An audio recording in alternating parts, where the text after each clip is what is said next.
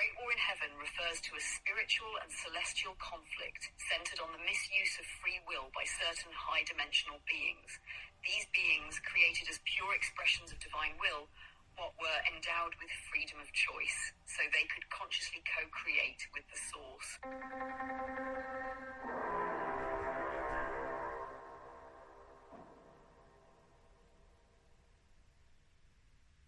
According to the Akashic Records, what was the Great War in Heaven and how did it contribute to the fall of man? Please give us a full breakdown.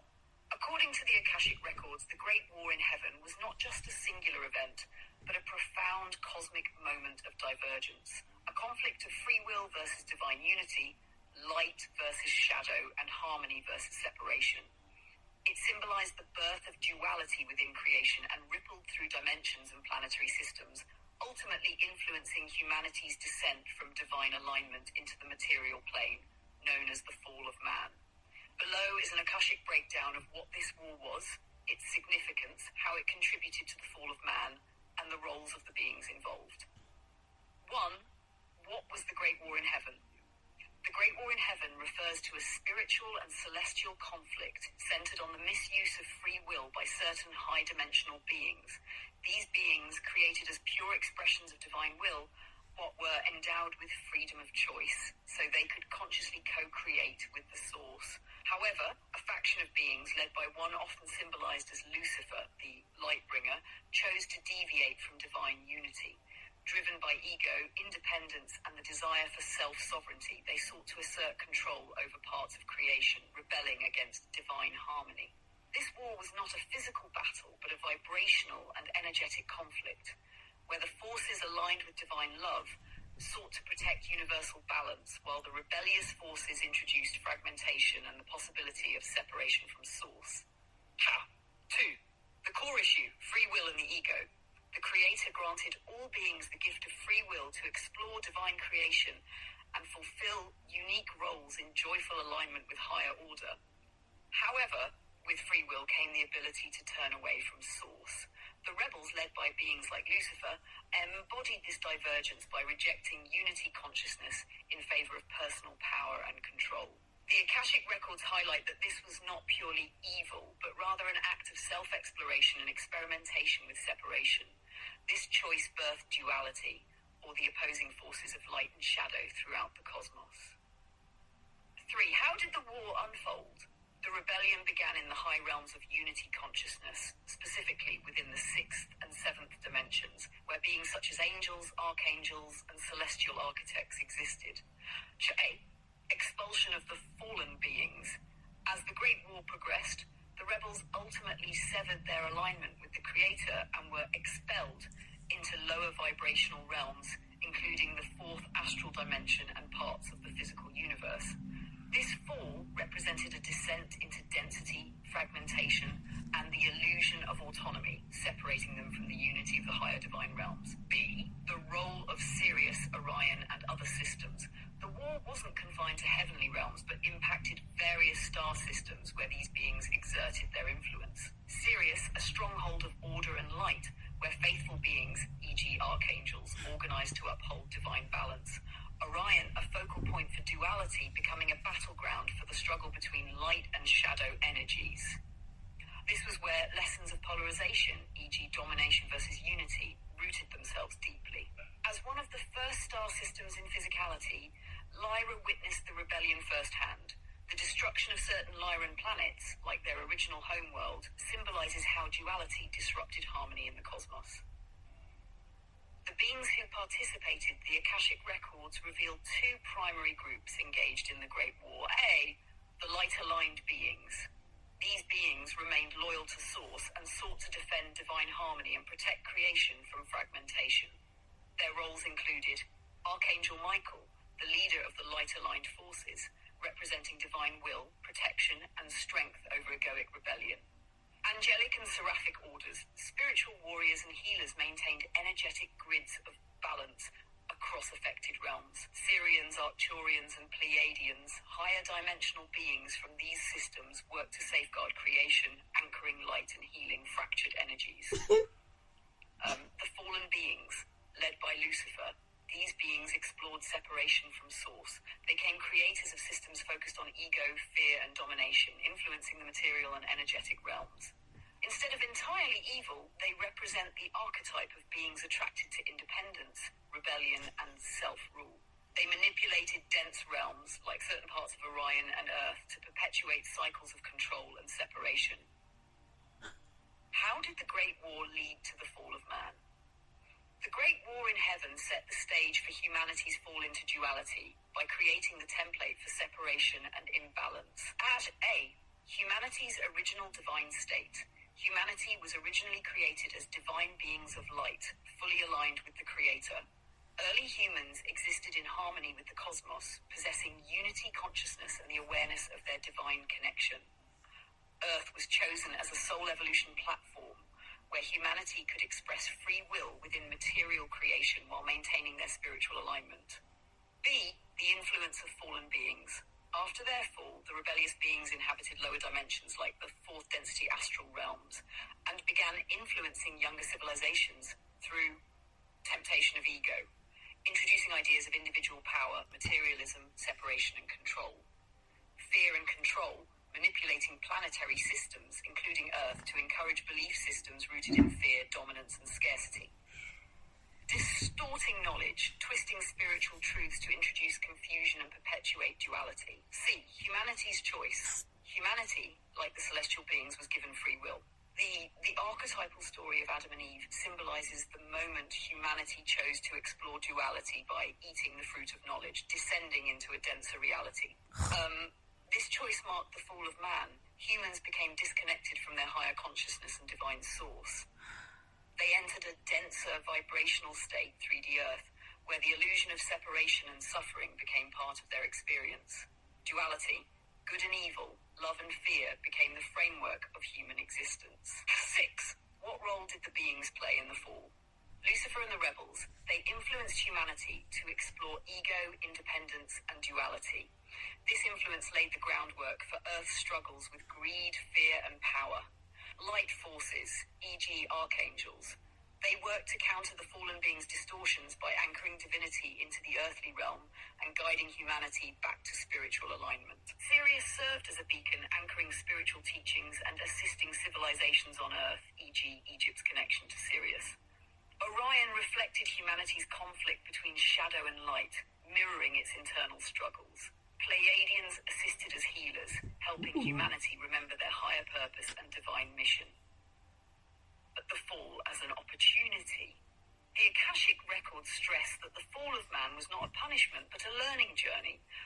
By descending into duality and material reality, humanity took on a spiritual mission to explore the consequences of free will, learn through challenges how to transcend fear, ego, and separation, reawaken their divine connection, and return to unity with Source. My raw, unheat-treated crystal necklaces are back in stock. These necklaces are charged by a true talisman amulet of power created. Alright, this is a 10-minute video, and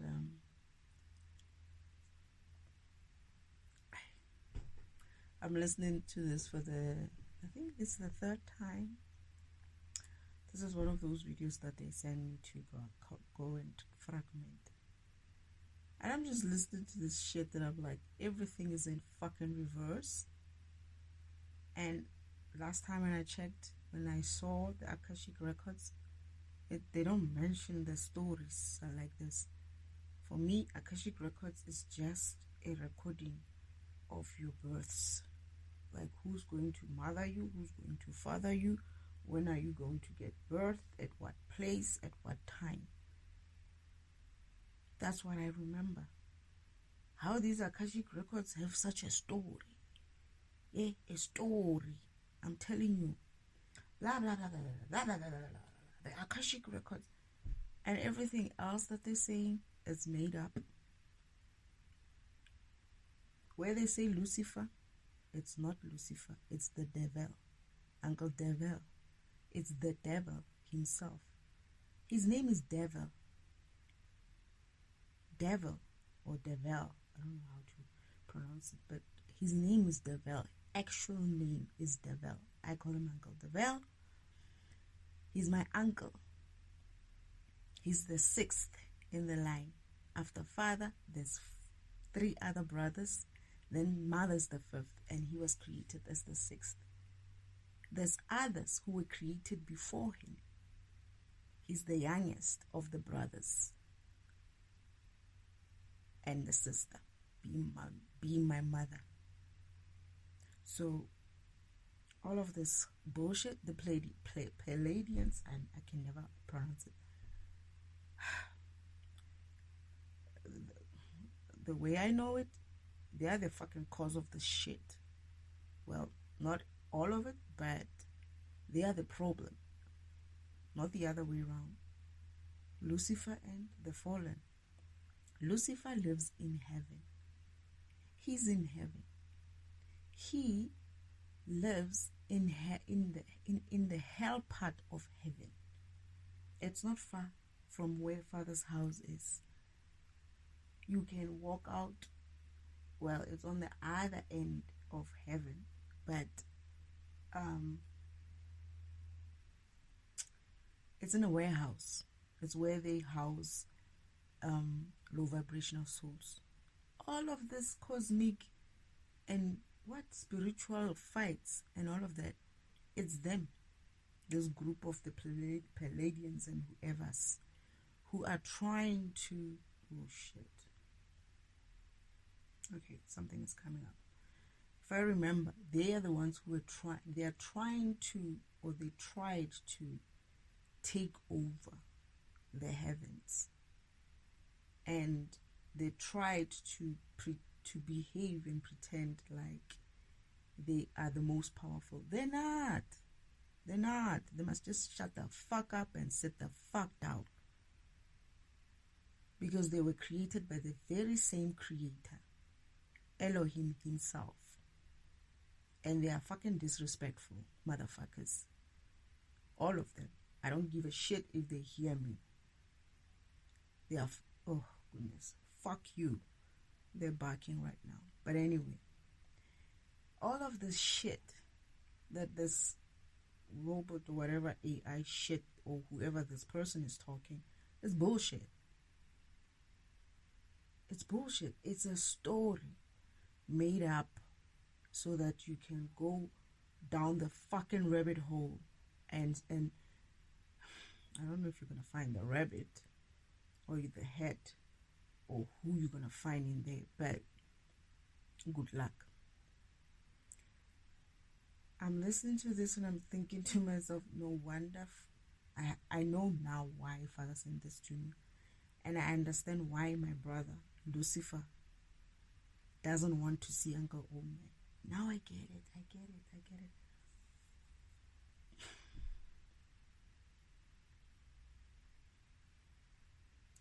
I see why he doesn't like Uncle Ome. I remember sensing or understanding that there's some issue between Uncle Ome, and that is the devil himself, and Lucifer. And the issue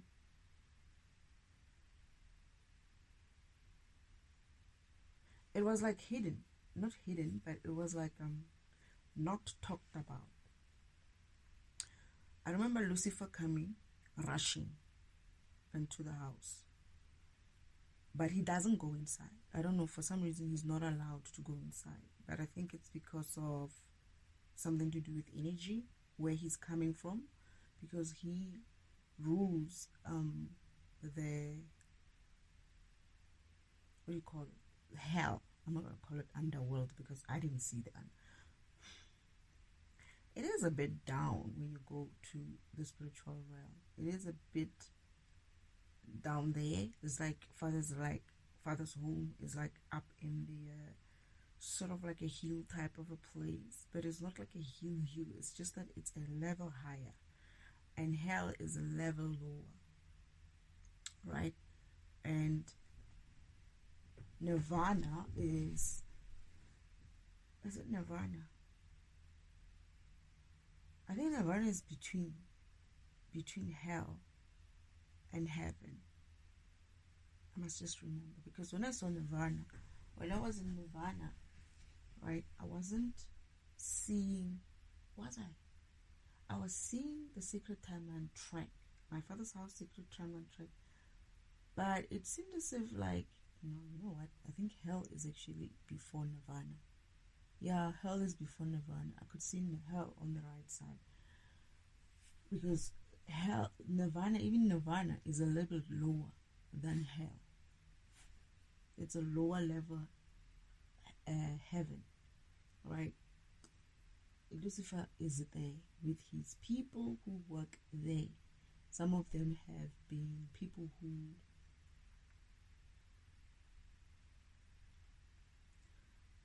I know that there are people who went to hell and don't want to leave because they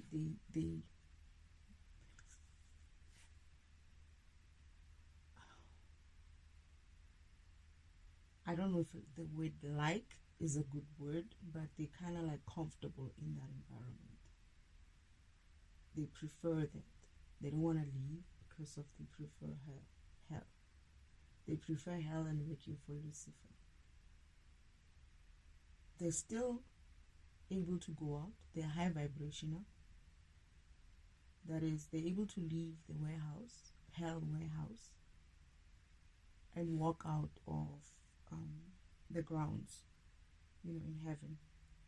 Especially when they're collecting low vibrational beings who are starting to burn on the sacred timeline to hell.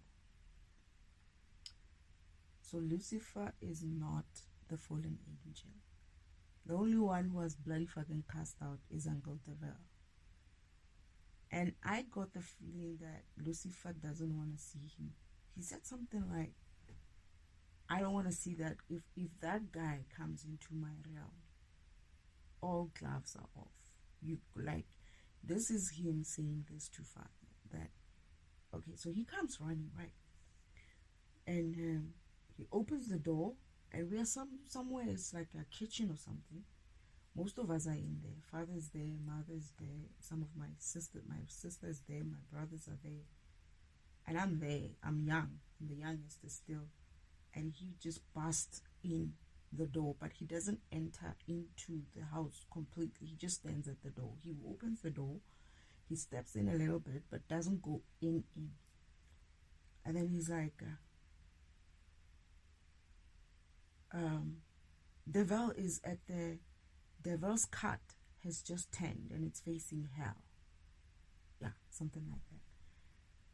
Devil's cut has just turned and it's facing hell. And then everybody starts looking at each other like, oh shit. Like, I'm just standing there as a child and looking at all this reaction. But, well, that I leave out. And I'm looking at this man that I'm seeing for the first time since I've been there. But there's a man, right? They didn't have to tell me. I just had this feeling. Because they would talk about it. Lucifer this, Lucifer that. But I never saw this Lucifer. Only to find that this man lives in heaven. It's just that he lives at the warehouse. Anyway. But he's not kind of like allowed in the house. Right? Is it heaven? Heaven. So it's like a spiritual world. I don't know. I just call it heaven. All of it. It's just like a spiritual world, and it's got different parts of it. Anyway, so as he says that, they're looking at each other, and everybody looks at Father, and Lucifer says, if his cut gets into my realm, you cannot stop me. Something like that. Father's looking at him, like looking at my brother, and everybody's looking at Father. But Father has this look on his face that this is the first time I saw him be so right, like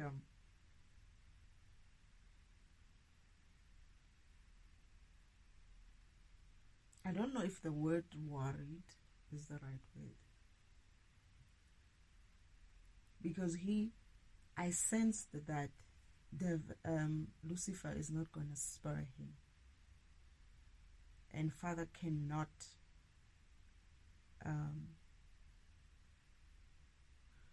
because Father gave Lucifer the reins of hell. He gave Lucifer the opportunity, not the opportunity, but it's almost like Lucifer rules that world.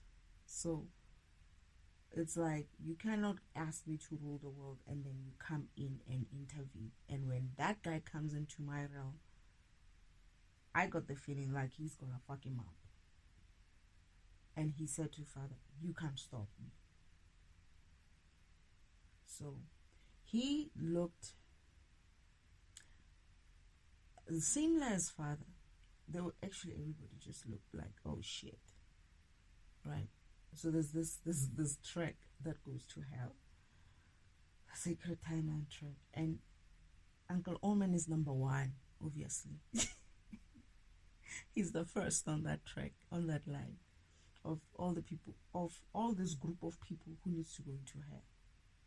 He's not the first to go to hell, but he's number one on that group. All right. The 144,000, by the way. The so-called, oh, I want to be 144. We're the 144. We're the fucking chosen ones. Yeah. There is a fucking line there on the Sacred Timeline track that all your motherfuckers avatars are they. Some of them are starting to burn. They're so low vibrational that they were like moving them inside hell because they couldn't handle that light. And this job is done by Lucifer and his people who works for him. They're able to walk out of the secret of the hell. They're still high vibrational beings as much as they live in hell. They're able to get out, pick up these people who cannot walk. They're energetically dead. They can't even walk to hell. They have to be carried on some sort of trolley kind of a thing. Like the trolleys, these big trolleys where I'm going to say, the trolleys that they use at these big shops where you're buying bulk. There's this flat ones. They carry them on there. They just pile them up there and push them in there, and some of them they sit them at the door of hell, right? There's a place at the door of hell where you're able to like park them there until they wake up. They park them there until they start, because now in hell it's darker. Then it's darker, so they're not burning anymore, and they somehow regain some sort of liveliness or movement when they're in hell. They start in the shadow, right? They start operating, they start moving, getting a little bit of energy, and then they'll start getting up, and they are encouraged to take a few more steps, a couple of steps every day, sort of like exercise, so that they can start generating more energy, because when you're moving as well, you're vibrating and you're generating energy. So they start trying to help them to at least get up, move a little, sit down. Today it takes them a couple of weeks or so to get up. Eventually they're able to be awake, and then they can start doing some work inside that warehouse. Just normal work, like warehouse kind of work. That's the thing. This whole war is something that I believe. Father, please correct me. It's something that I believe. It's the narrative that Uncle Omen, the Palladians, and that crew, I don't remember the other group, who came together to come up with this lies that they're telling people about what spirituality is about. I don't even know what to classify this type of spirituality BS, because it doesn't fall into this mainstream spirituality way of thinking. It's more like cosmic kind of. They're always talking about the the cosmos and the star systems and all of that, just so they can fucking confuse you, right? Because of they know something about the stars, the Sirius star system, the what star system, and then you go and run into that rabbit hole and you're gonna get lost in there, because you should just appreciate the sun and the stars as they are. If you want to know more about them, obviously you can do that, but are they spiritual, about your spirituality? No. They are programs, just like you are a program.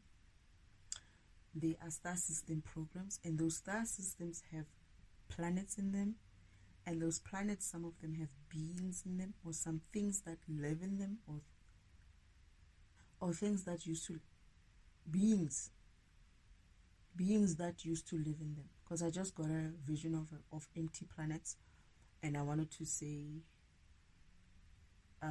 some don't have any beings, but they're saying that there were beings before. Some are planned for new beings.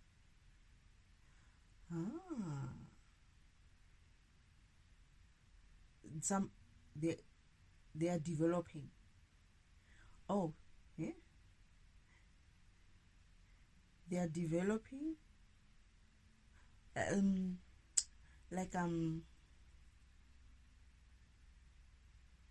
are new, and the living organisms. Oh yeah, living organisms are only starting out. Yeah, something like that. Like there's life is just starting out in this other planets.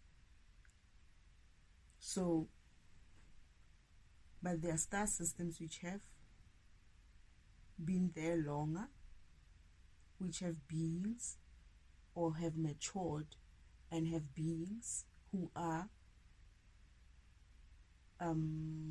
what's the word for it?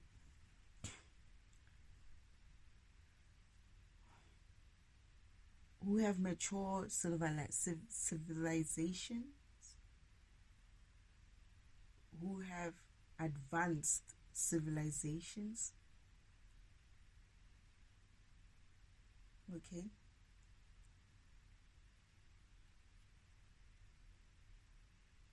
Earth is meant to evolve as well into advanced type of environment. Okay, but because of it was hidden, it missed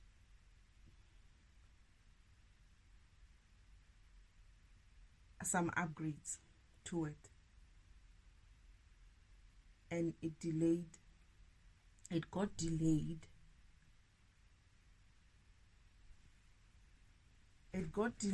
into it being upgraded to be in par with the rest of the universe, so that it can be upgraded when the whole universe is upgraded as well.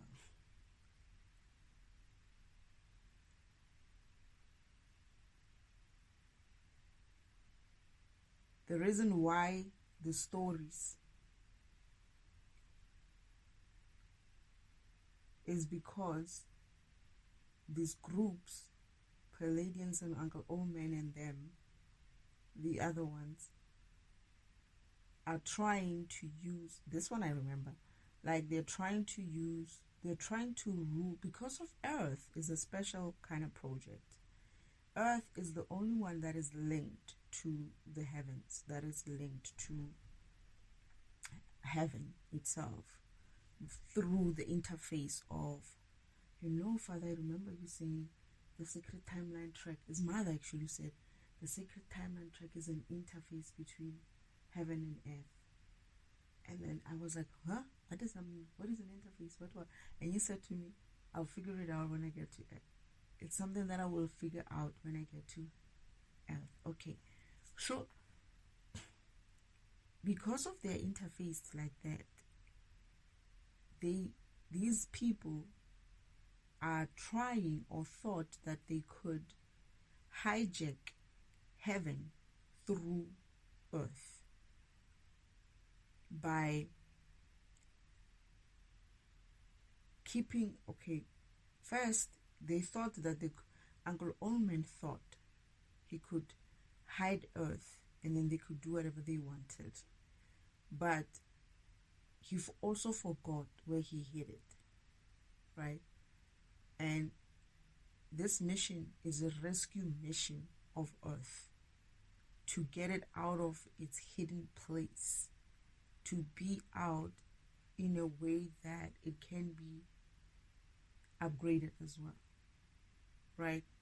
But then now, all this time when it has been hidden, these people thought, they started using it the way they wanted to use it and started telling all kinds of lies in order for them to control this.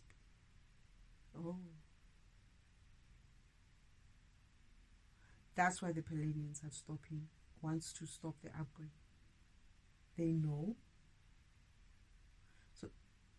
So the Palladian did something. This group, it's not just them. Some sort of hybrid type of a thing between them and humans. But what they didn't realize is that they were going to inject some sort of like genetic disorder on themselves, where when the upgrade happens, it's not going to recognize these societies or these planets, the beings on those planets who have that signature of human DNA or something like that. Oh, now I get it. Is that why the guy said your DNA is the key to spirituality or something like that? That's what he wanted, but he wasn't saying something like that. He was making it sound like only specific people will be able to enter. Again, they reversed the narrative there. Oh, so half-truths. They're using half-truths. It's true in a way, not fully. It's like you're a program, right? You're programmed with human program type. And someone is Palladian, someone is whatever, Syrian, someone is what. Now this upgrade that has to happen is only considering the original types of programs with their DNAs or various DNAs involved in those programs. However, some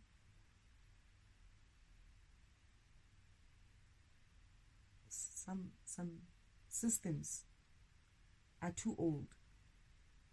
They are older, like some planets and their beings are old programs. Like they are old versions. So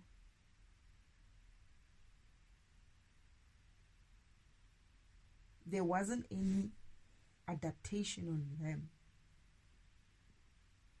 up until old, like they have never been adapted in terms of DNA until they themselves caused that adaptation by infusing themselves with some sort of a human DNA, because they wanted to hijack their spirituality through Earth.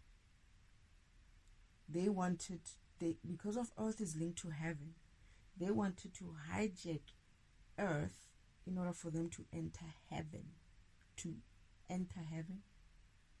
so that they can rule. Are they that idiotic? I don't think they were so. They don't know. Oh.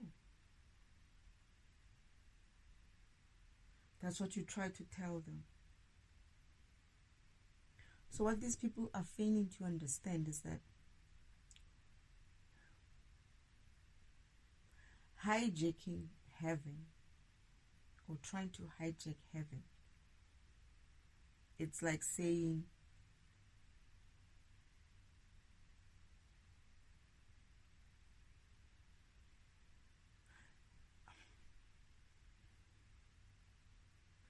how can I put it? God is heaven itself. Heaven itself is God. Everything that we are. I'm getting that Father saying they're confused because they see him in their image.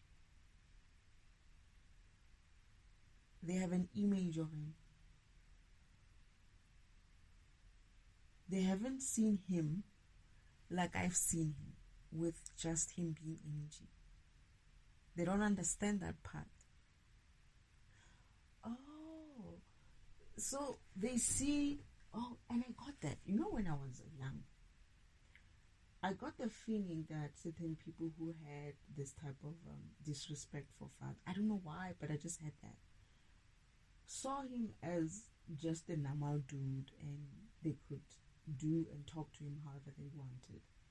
But Father's not low vibrational in such a way that he would be like, oh, you can't talk to me like that, I'm God, right? Although there were a lot, almost everyone, but you would find some, and it's mostly those who didn't understand who he is. Some who thought that they could get away with shit with him. They didn't understand exactly who.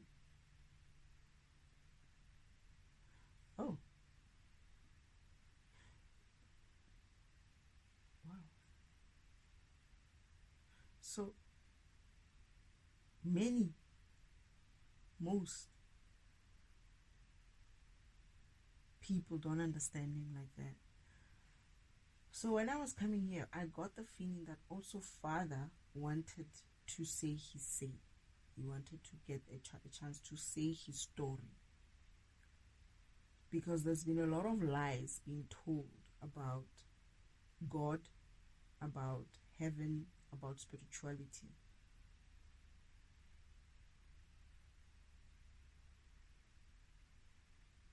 Some programs understand him. Some angel programs understand him. But I'm getting that they're also learning with me that what he really is, who he really is. They have that respect for him.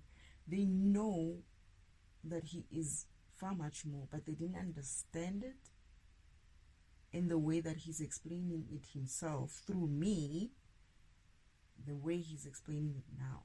That is, before everything is created, he is an energy source.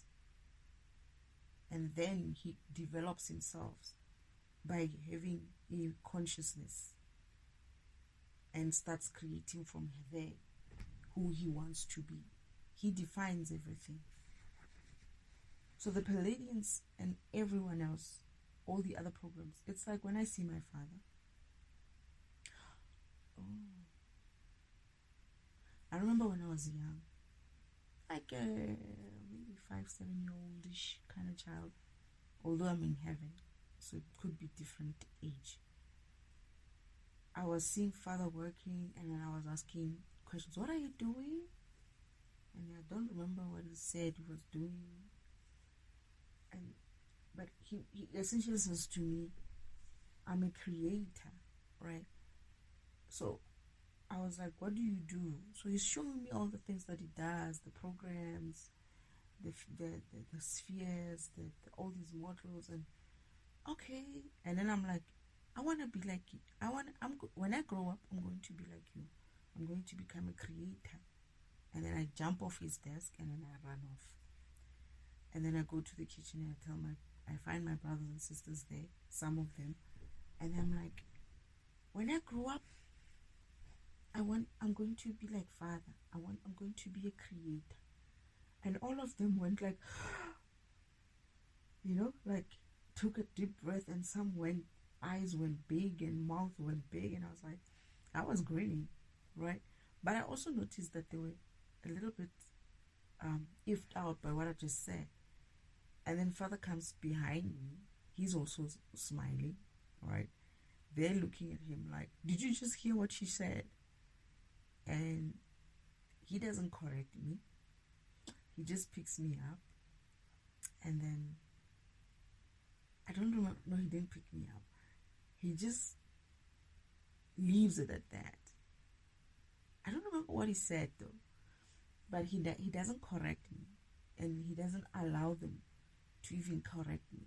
He just leaves it, he just smiles at them, and I look behind me and I see him, and I'm also smiling like, okay, his father is fine. I know these guys might have a problem with it, but father's fine with it, so I'm fine with it. But I think sometimes beings make a mistake of seeing him in image format, because that's just a form, right? It's a version of him where he puts himself in some sort of a container, but it's not all of him. That is just the avatar of him, of part of him, and he's got 4 of them walking around as well, including mother. Is it 4? Yeah. Yeah. And Uncle Devel, he's also part of it. Okay, so it's got like 6 of them walking around, 5 of them walking around, including mother. Even Uncle Devel himself is him. It's him. It's a version of him. You as a being, as a program, you are a version of him. I'm a defragmentation version of my father. He has said in the system, I need a defragmentation program to defragment this type of things. So he created me. They created me. I hear they created me in a way that I would be able to do this job. But I'm part of him. He takes part of himself, creates me. He takes part of himself, creates you. And that is true spirituality. Forget this cosmos and the Siriuses and the what. They are very nice to know, right? If you know it. And but that's not what you should be awakening to. That is something that you should be awakening to if you have been purposefully created to wake up to. If you are a program, who knows, maybe some of you guys are some sort of programs that needs to, I don't know, deal with the cosmos or something like that. I wouldn't know. You will find that out for yourself. I did my work. I found out who I am. I know who I am, and I know where I need to walk and where I need to walk and why I need to walk, what I need to walk to. Right? I'm not just going and thumb sucking some sort of, oh, just because of it's. There's some part here. He's going to talk about something about the CIA. I'm like, oh, of course, you're going to throw some fucking big word there, and then we should all be like, yeah. We hear you. Yeah, okay. And if you give yourself time, most of the time, I don't have that time. I don't have time for bullshit. But if you do, and go and research what this person is saying here, you'll notice that some of he picks certain things, but what he's saying in the video is not exactly what's happening with what he's saying about the CIA, that CIA, that. It's probably not even aligned with that. He's just, you see, when people start saying follow me or apply for this course, link in my bio and whatnot. Well, not all of them, but I'm just saying that whenever somebody is expecting you to pop up money, run. This course and this course, especially when it comes to spirituality, I don't know about the other stuff, because some people are probably doing the right thing. But if you're going to find spirituality by paying some CIA course or something like that, yo, this guy's just, I cannot. It's like, I don't even know what to say with this. And then he's selling some things there. It looks weird. I don't know what that is. It's a necklace. It's a shell. I don't know what that thing is that he's selling there. But anyway, I'm not mocking his game, right? Except for the fact that if he's fucking lying, which he is, he's lying. There's a lot of loopholes in that stories of theirs. Anyway, not just him, but he's perpetuating the lie that I don't know if it's an AI person or what that he's talking to. Whatever that is, he's gonna pay for it. Karma is coming, my friend. You're gonna learn a lesson of what it costs for you to fragment people. That is, you're gonna give them information that is coming out of nowhere, which is a lie. They're gonna go and run and apply for courses because they are looking for their spirituality in some CIA whatnot courses or some institution. Seriously. Did you? So there's this group. I'm realizing, Father, that there's this group other than the spiritual people who are like gurus and chakras and kundalinis and what, right? There's the religious ones, right? And then there's this cosmo something, these types. And then there's the scientific ones, right? And all of them are trying to speak spirituality. And yeah, I haven't heard anyone saying it about programs. Spirituality being about a program. That is programming. That is, you're a program. I haven't. What they do is they mix it up. They say something like the Matrix. Oh yeah, there's that group as well. This Matrix, part of the program. And I'm like, and then my ears pop up, right, when they say, yeah, you're not with the program, and what. And I'm like, are they going to continue? I'm waiting for that part when they're talking about, what about the program? What is the program? They just leave it there. If they say program, right, expect them to say Matrix after that. Or if they say Matrix, expect them to say program somewhere. They have to go together, those things. It's like they start there and end there, and it ends there. And that's spirituality as well. That's when they're talking about programming. But they don't go deep into and saying that you're a program. You're a program. You're actually a computer program. A computer program. You are running in a computer. You are running in a computer, in an operating system that is running on some mainframe somewhere there in heaven. You are a program. You're a program. These cosmos and the Sirius planets and Pleiadians, they are fucking programs. So they are old ancient programs who believe that they have power. What I'm getting with them is that they don't want to. They used to be some of the powerful kind of programs, but they don't like the idea of new worlds, new versions. Is that story?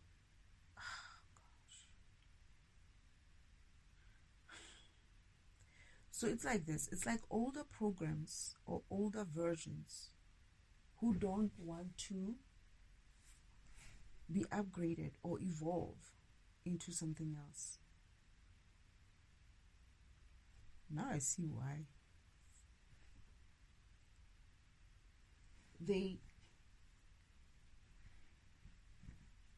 They're not powerful. That's what I'm getting. It's like what I'm getting is their power is powerful in the sense of they have the knowledge of how they can what do you call it, maneuver in the system. But they know the rules and they keep breaking them and think that they're going to get away with it. They know the universal rules. That's the problem. And they are breaking them using Earth in order to kind of like slyly, you know what these guys are doing?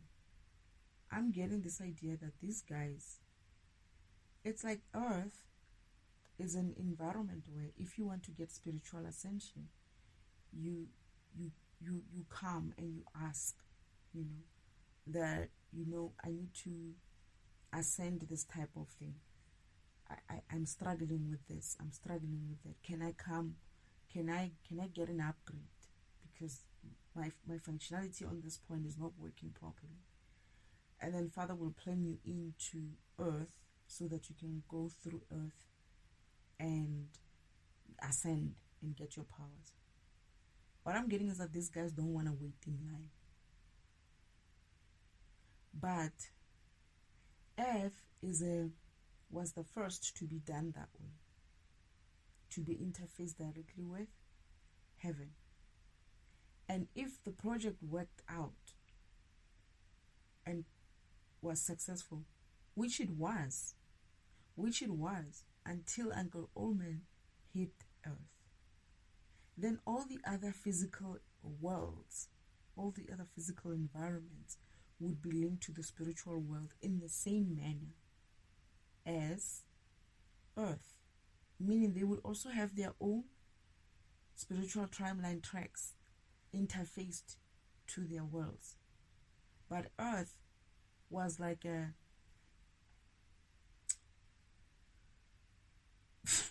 it was like an experiment.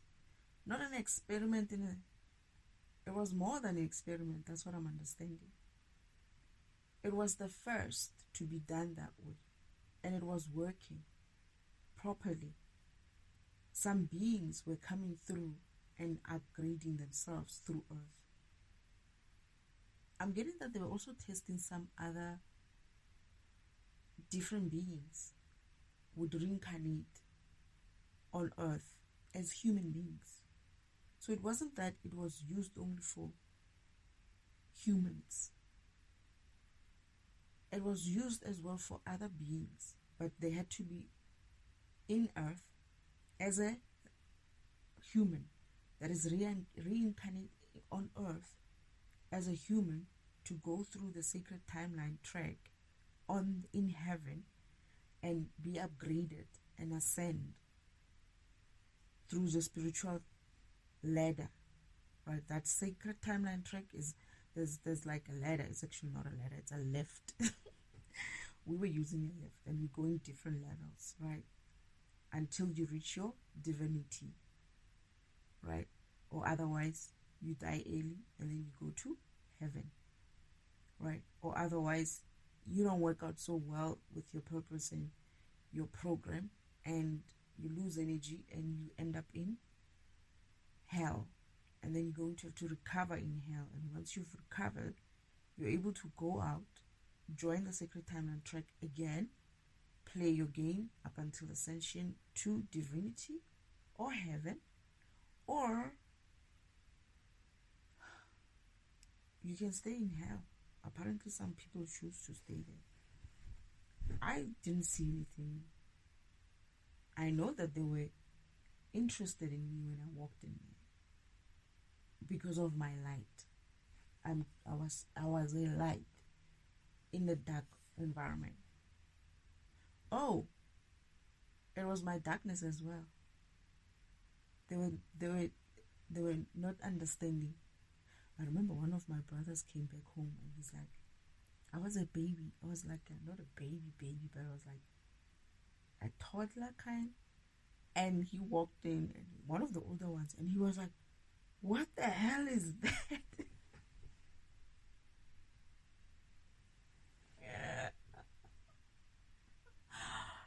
I remember Father giving him this look like, don't you don't you? And he was like, oh, like he changed his face. Like,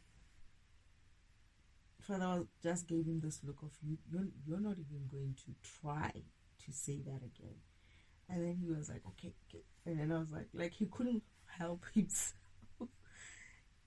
It's like some of these brothers and sisters would go away for a very long time. They didn't know that there was a 13th child in the house already. So when they come back from these long missions and they see me for the first time, one of them who had been away for a very long time, he comes back and is like, he's one of the old ones. He's like, what the heck is that? What? No, actually not heck, but he just says something. What is that? Like, he couldn't understand whether I wasn't, because I'm both light and dark, but I was inside the house, inside that light. And this is another thing about this recording, this video. They're talking about the fight between the shadow and the one, and I was like, there's no such a fight. Why would there be such a fight? You go to heaven. Well, when we were preparing for my mission, right, Father took me to the shadow world. There's no such a thing as there's a fight with the shadow people and whatnot. There's no such a thing. The dark, the good and the bad. There's no such a thing. There's no duality. You all have darkness and you have light. You just need to be able to balance that out in you, right? Some are pure light, by the way. They just have light. Like some programs are just light. But do they have the capacity to be dark? Of course. Anything can happen, right? Some beings are dark. But do they have the capacity to be light? Yeah. And just because of your light or dark doesn't mean you're low vibrational or high vibrational. You can be a dark program and be high vibrational, like me. You can be a light program and be low vibrational. Many people are light programs. They were programmed to be light programs, right?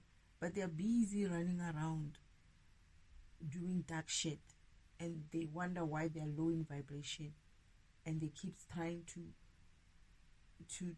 cover up for their low vibratiousness. They steal, they do all sorts of low vibrational shit, and it just keeps going bad and bad and bad for them, because their energy is supposed to be light. They're supposed to be programs that heal, programs that, you know, that do light stuff, right? Not like me, who does fragmentation and defragmentation at the same time. I'm a dark and light at the same time, right? So I need to balance that out. I need to be able to balance that out always. And it's not to say that I need to always balance it out. Sometimes I'm on my dark side, and it is what it is. I don't give a fuck. That's my dark side. You're gonna deal with that shit. Sometimes I'm on my light side, and I might just give a shit. But my dark side would be like, do it in balance. Don't go taking us nowhere else. I'm kidding. But anyway, so there's no such a thing. The dark, okay, let me put it this way. Some of the beings who are with me on this mission are dark beings, are shadow beings, are beings who are coming from the shadow realm. And, oh my goodness, they are so dark. It's like, you know, I'm actually kind of chuffed with that. I like that part of myself. And they're here. They want to upgrade as well. They are dark programs. They know what they are supposed to be doing. They understand their purpose. They live in the dark realm, but they also feel like their dark realm needs to be upgraded, because this upgrade has been most programs in the universe has been waiting for it. The most planets and beings have been waiting for this for this upgrade, right? And Father didn't want to leave Earth out of it, because if we upgrade without Earth, it means Earth is no more, because this is going to be a major upgrade. This is version 8.0. It's not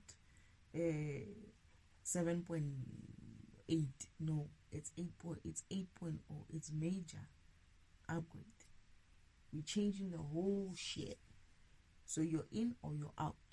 And this is an opportunity for Earth to also be incorporated. If it can be,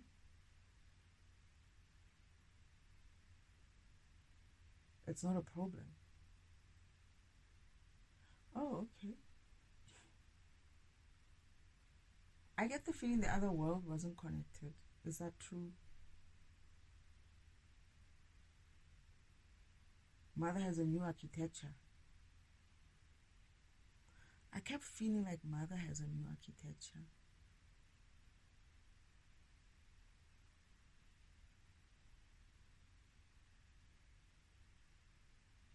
You can't share it. I'm trying to read what the architecture says. It's not time.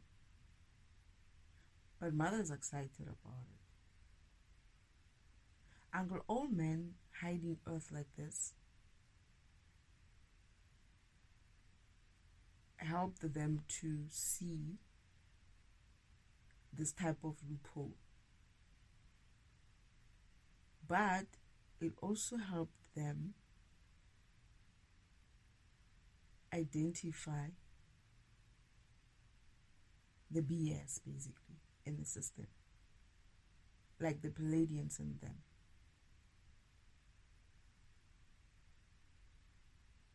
It showed Father how, when given power,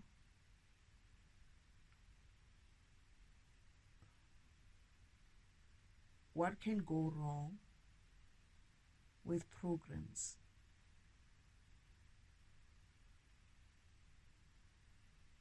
When given too much power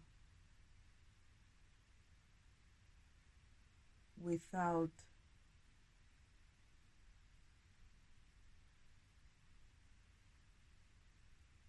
a proper, it's almost like if you're not prepared for it. Okay, I get it. I get that this has something to do with the architecture going forward. It's like, it's almost like it has something to do with me as well. My experience here on Earth and other planets, my learnings would be incorporated to balance out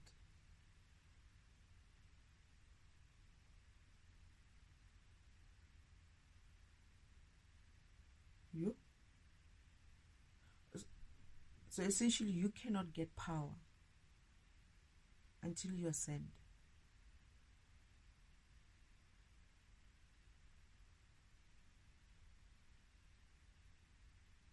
They have a new spiritual game, basically. I wonder what that looks like. It was fun. I kind of have a vision of what it's going to look like. It's going to be upgraded with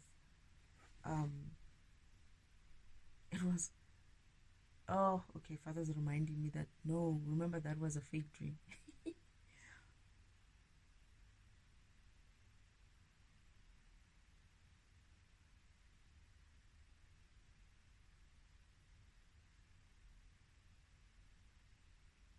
You say taking me back to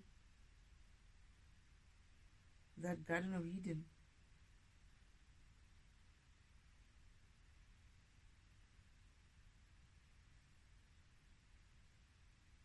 That was the older version of the tracks. I remember asking you, what's going on here? Why are we... Some of it is submerged in water.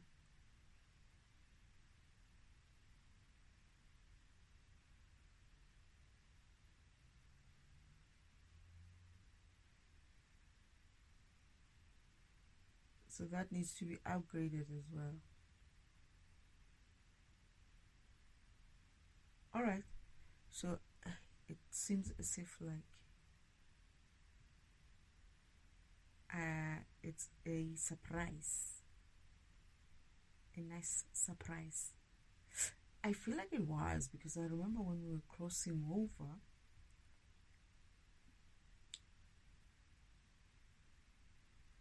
we had to pass a that was a fake dream. But I had this feeling of excitement. There was feeling of excitement for everybody in many different planets, all the other planets which were part of it. There was like this excitement of what was coming. Like everybody couldn't wait to see what the new version is going to look like. Even though there were a few planets, there were not as many as they used to be. This is where Father saying Uncle Omens showed them, pinpointed the BS in the system. So this is why they were trimming the fat. The war,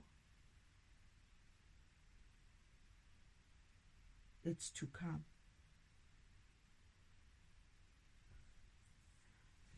They sound okay, because when he was talking about this thing that is talking, this person or whatever thing, I don't know what it is really. Maybe it's AI of some kind.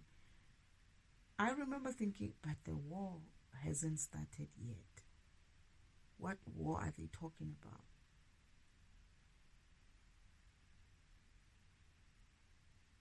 The war has started.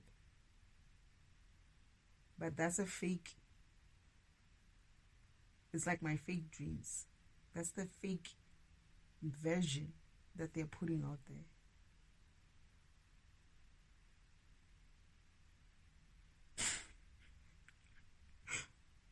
They're saying it's not a war.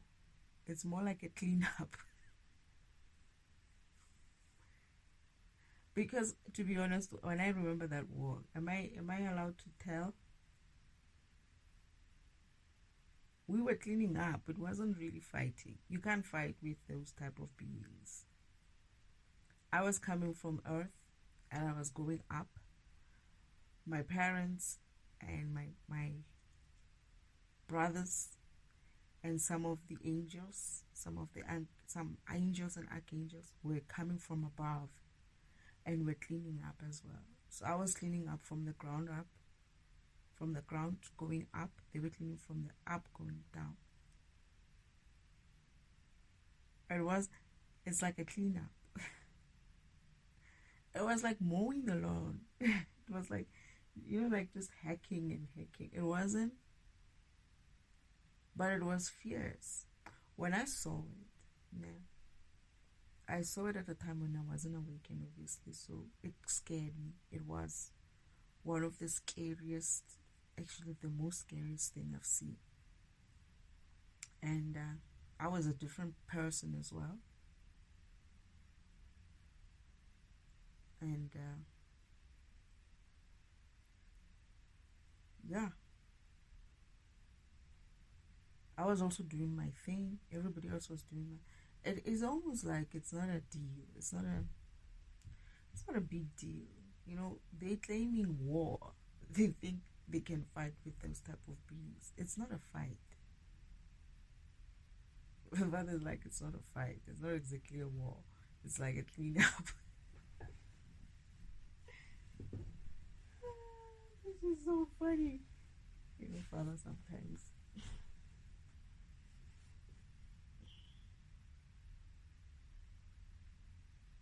I'm hearing that the ancestors are doing their own cleanups as well. Those people who were cussing at their ancestors at the graves during this during the past Easter. Yo, my goodness. Yeah, because I remember that. I remember, I must say, it was scary for me when I saw it. It's not scary as in like it's gory. It's scary as in like it was scary because of the power that was coming out. It wasn't just there's a fight. No, it was like these beings who were just like mowing shit, just like, and that power that came out was like, oh fuck, why am I dreaming? I was like, why am I dreaming about the heavens and the fight in heaven, and there's fire as well? And I was like, what was that? You know, they gave me a glimpse of it. It wasn't fighting. It wasn't a war. It's like you can't even touch these beings. It looked like some tried, right, to put up like some sort of a fight, but it was like, we'll entertain this. Let's just entertain them. Mother looked like she was having too much fun as well. This is when I was coming up, and then when I got to their level, I was like, is that Mother? She's wearing her armor there. Everybody's wearing armor, and they're all wearing armor, and Mother looks fierce. Like Father is like, you can see that he's like, Father's a different kind of being.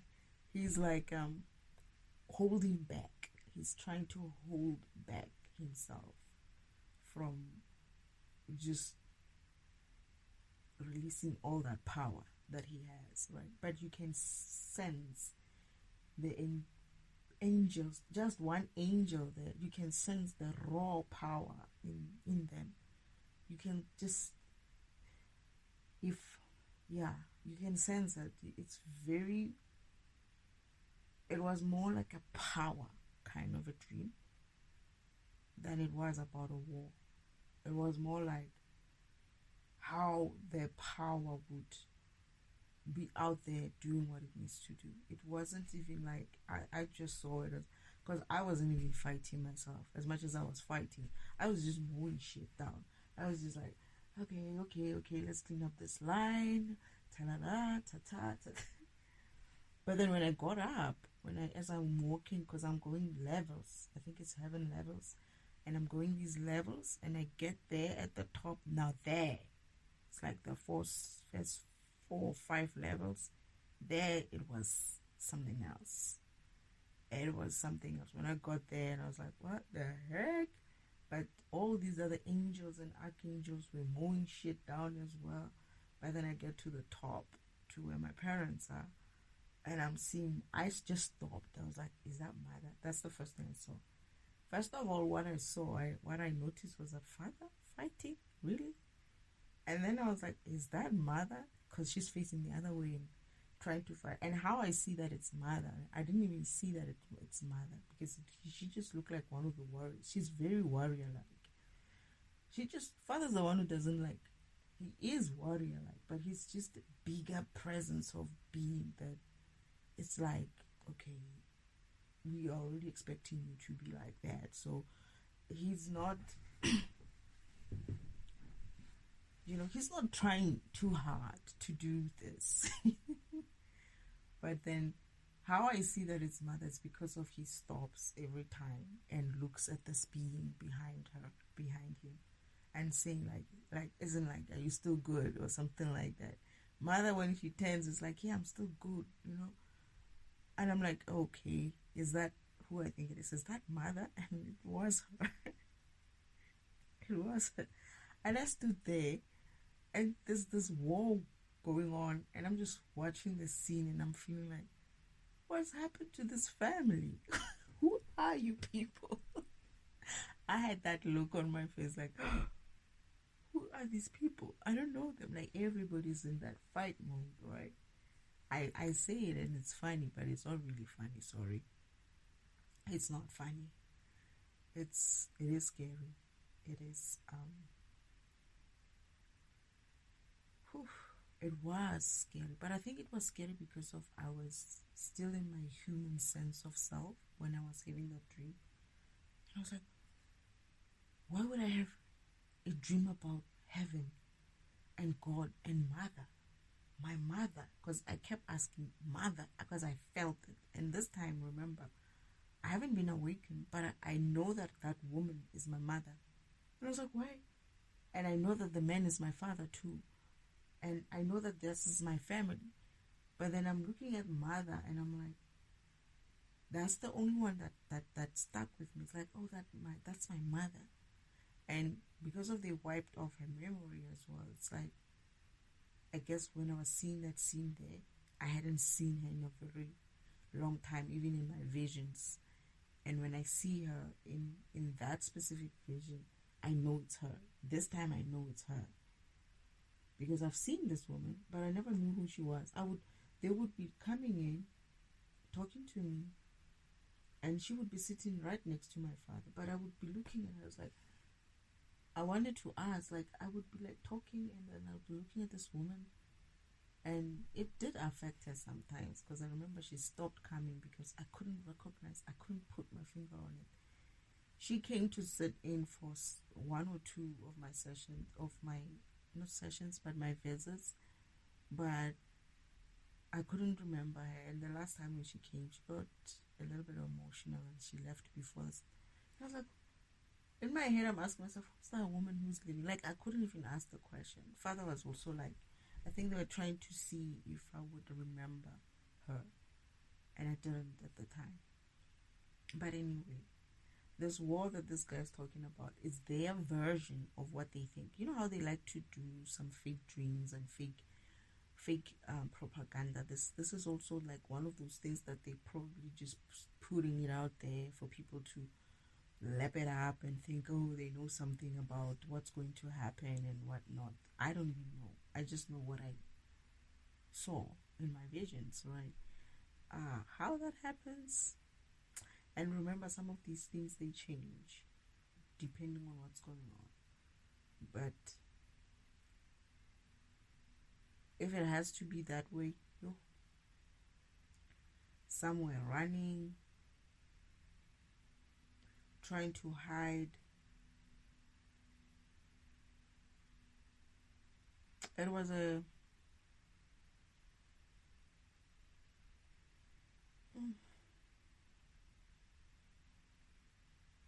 I'm getting that's what they're trying to talk about when they're saying war. There's no such a war yet. It doesn't need to happen. It can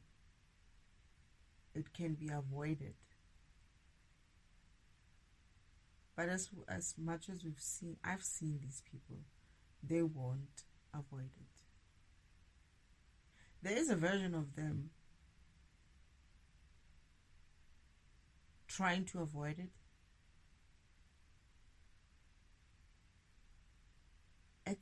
Yeah, I remember that, Father. I remember towards the end, they started splitting up. Like these factions started, some of them were like, hey, you're on your own. We're not into this. And a few remained. That's the option.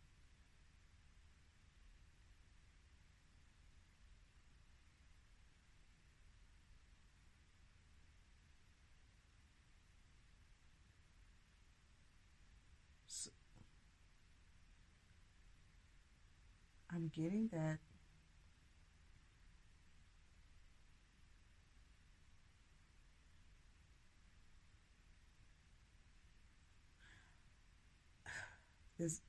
I'm going to remember some of the visions when the time comes.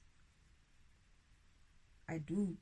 I feel like something is coming through, but at the same time, I feel like I'm not supposed to be seeing it. There's this version of Father that I see, though. Not father, but one of my fathers. I have 4 fathers. So there's Father the Creator, there's Father the Destroyer. I forgot the other fathers, but they said I'm gonna wake up to them. I'm gonna learn about them as well. I think Brahma is the one who's going to direct me. I forgot, man. I read about it, but these other ones are actually kind of mellow ones. Not mellow, but I have it in my notebook actually. But the Brahma version of Indian God is similar to, it's based on Father.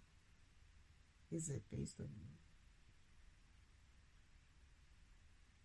I wanted to know how they introduced Shiva, and who's Shiva? Is that brother? Is that one of my brothers?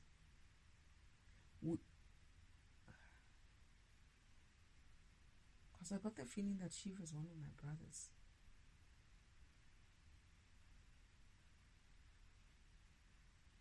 The one I said he looks Indian is... Oh.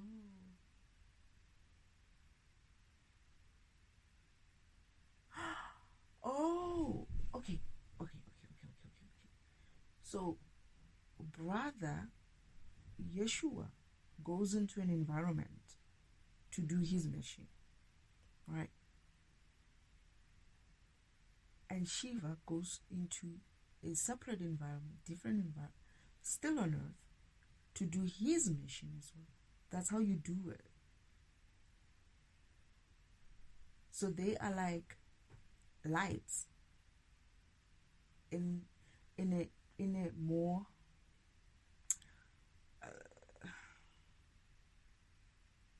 goodness, I can't believe this. I wanted to know this. So Shiva is like the light in that I wouldn't call it religion, but I'm in more like a, is it Eastern? Should I call it Eastern?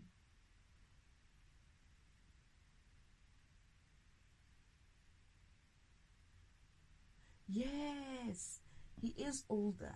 He was one of the old ones. So there's the others are just the versions of the same light. It's like me coming after me coming after Yeshua is the same thing. Some of my brothers who are older are going into, that's the older ways. That's because of it's the old time, much older religion or tradition or belief, or much older belief systems. Yes. So you would send Shiva and he would reincarnate as someone else. What is it? Shiva. Who are the other ones? Sorry, my mind is just... So you as Brahma are still God, the creator. But people believed, just like they believed through Jesus Christ, they would also believe through Shiva, to you. That's what that means. It's just different versions. Older version, older religions and younger religions. Not even, okay, you're saying not religions, belief system. And you wanted to enlighten them. You would send a Shiva program, like Yeshua program. Then later you send Destiny program, like another Shiva program. Like, I'm still the same. I'm carrying the spirit of my brother Yeshua. I'm even part of his lineage. I'm birthed through his lineage as well. And the same thing with Shiva and... I want to open my notebook, but I don't want to go there now. I can't see, it's night. Yeah, they effed up with my eyes. I used to have good vision, but yeah, hopefully it will come back. So that's what it means. There's still God. Sorry, brother. But I did the same thing with Yeshua. I was like, why should I have to pray through brother if I can just pray straight to you? Father's like, no, not for you. You don't have to do that. it was for others, but you understand as you go through your spirituality. It's like, okay, but still, why do they have to pray through? But why can't they pray straight to you?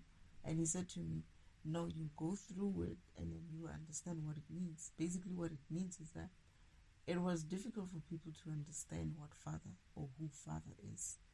And he brought them a version of himself in my brother Yeshua or me, and said, if you are able to believe what Yeshua is teaching and what Destiny is teaching, and believe that they are really my children sent by me, right, you will obviously listen and be guided to go from there and go where they guide you, or you will walk in their light and find your spirituality. That is not in their light, but you will be guided by their light.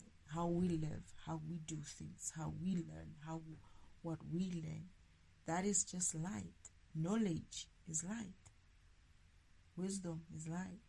So when my parents or my spirit team is offering me some nuggets, some knowledge, some wise wisdom to share, it means I'm sharing that light. If you follow the light, you should be able to reach your spirituality.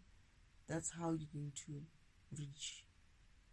Not necessarily the only way. I'm not saying it's the only way. I'm just saying I'm brought in as a light so that I can shine, to say, oh, okay, here's God here. You believe it or not, it's up to you. But I'm supposed to be walking in my purpose and showing people how to do this, how to do their own types, their own spiritual thing, that you just don't have to be like so stressed about cosmos and some sort of you're good, man, you're gonna be good. Don't worry about these wars and whatnot. These are just scare tactics. Again, this is why I'm saying everything they say there's actually reverse. It's them who are trying to scare people. The war that they're talking about, that's the war in the heavens. You're not there, right? You're here in the physical. So sort yourself out in the physical, right? The war in the heavens has its own meaning of what it is that they want to do there. It's like I'm going to defragment this environment, help this environment to vibrate higher. The cleanup is going to happen based on the fact that people are going to start vibrating higher. People are going to start aligning with their with God and their purpose and whatnot. That's a cleanup, right? That's the war I'm doing here, physically. The war in the heavens could look different, and that could also mean, because I don't know if that's going to happen, right? Possibly it will. I don't know. We'll see, because I'm still learning. I'm still getting enlightened myself. So we'll see how far I get enlightened. But what I'm saying is the version of this. This is why Father's like, it's not a war. It's like, it's more like a cleanup. It's like just us cleaning ourselves up, getting rid of these egos, these demons, these bad behaviors, or these low vibrational behaviors, being the best versions of ourselves. That's all there is. I don't know why. And then you will find these type of videos where the Uncle Omen and team are using this type of agents to come and talk to you about shit that has nothing to do with anything. It's just them trying to. And how is it that it's funny that the Palladians are coming in to help humanity? And I'm like, aren't these the same motherfuckers who were talking like big, only to find that they did something that Father told them not to do? It's going to create an issue with them when it comes to the upgrade. They still went ahead and did it. And now they are finding out that their fucking asses is basically fried should the upgrade happen. And obviously what they're going to do, they're going to come up with bullshit like this and put it on everywhere for people to learn shit that has nothing to do with shit. If their ass is fried, their ass is fried. It's their problem. They were told not to do that. They were told that there are old versions of the system. They were told not to mix that old version. Like, it's how I understand that, if I understand upgrades, if I remember, I don't remember these things. I used to do work in this kind of environment. But whenever I leave something, I leave. I leave it back there. Whenever I move forward, I move forward. This is why I'm able to cut off things and move forward. Because I don't go and dwell on what I did before so much. Yeah, it's an experience. I bring it forth sometimes. But yeah, it's like an old program, right? That has a version. It was, the last time it was upgraded was 4.0, right? They went and somehow got themselves infused or mingled or somehow with another program, with this human program. So the DNA of that human program is left in their 4.0, right? But then now that 4.0 has been existing for so long that that DNA has run its course. It is in almost every freaking being in that planet. Now, fathers say, I don't have a new version of you. The only version I have is the old version of you of 4.0, and that's the one that's going to be upgraded. Right? So when you run that upgrade, anything that is 4.0 plus human something is not going to get upgraded. Meaning all the people, there were few. I saw it. I saw that vision. We were standing outside that planet, and Father was like, I want you to see this. And I was like, what am I watching? He's like, listen, hold it. We waited, and the upgrade was happening. It was almost like a light, not even a light. What do we call it? But this is the version, what it looks like. It's like energy is moving from where it starts, and as it gets to that planet, it hits that planet, people start screaming. We are standing outside of the planet, right? In outside in the universe somewhere, and I'm listening to the screams. And I'm like, Father, what's going on? It's like they're being torn apart. And I'm like, what do you mean? It's like the upgrade. And I was like, why? It's like they cannot be part of the upgrade because the upgrade is upgrading 4.0. This shit that they went in there and did, the tricks that they did there to rob, to try to hijack heaven through earth by infusing themselves with human DNA so that they can be like, okay, we're not going to wait for him to plan a purpose for us to go to earth so that we can upgrade and be spiritually whatever, because they know that they are going to be left at 4.0, and the rest of the other beings, they were good at 4.0. They are powerful programs. They don't need an upgrade. They worked fine as they were, but they were too egotistical and too greedy. They wanted power. So they don't like it that there's new beings being born, new versions of humans or whatever it is. The new world, who knows, maybe God is not going to keep humans as he's keeping humans, or he's going to be a human, but perhaps there's going to be like another version. Humans will be old programs as well, and then there's going to be another version of humans or some sort of a being that is new. So they don't like that. They don't like the fact that there are new programs. I mean, if you understand programming and if you understand systems and applications and the fact that you have to be this, it's called development for a reason. You develop, right? To develop further. You don't develop backwards, right? And that happens. Evolution happens. They don't want to remain in that version. They want to, instead of going through and waiting their turn to be at, and Father's like, they were going to be anyway. Their world was, had they left Earth alone, their worlds, Earth would have been a proof of concept that it's possible to do this, and this is how we're going to do it. Because of even other beings like them would come and reincarnate as humans. Therefore, Earth has like a variety of that kind of test subjects or test versions of different types of beings who would come in as well, incarnate as humans, live and ascend, right? And then we've tested, okay, this program works, that program works, this. So this is how we're going to interface heaven with Palladium. This is how we're going to interface heaven with so and so and so and so and so and so. But they were too hasty. They thought that they knew everything. They wanted to do things their way, despite the fact that they were told, do not do that. You're going to get yourself in a situation if you do that, because your version cannot be upgraded further than that. It had been left behind.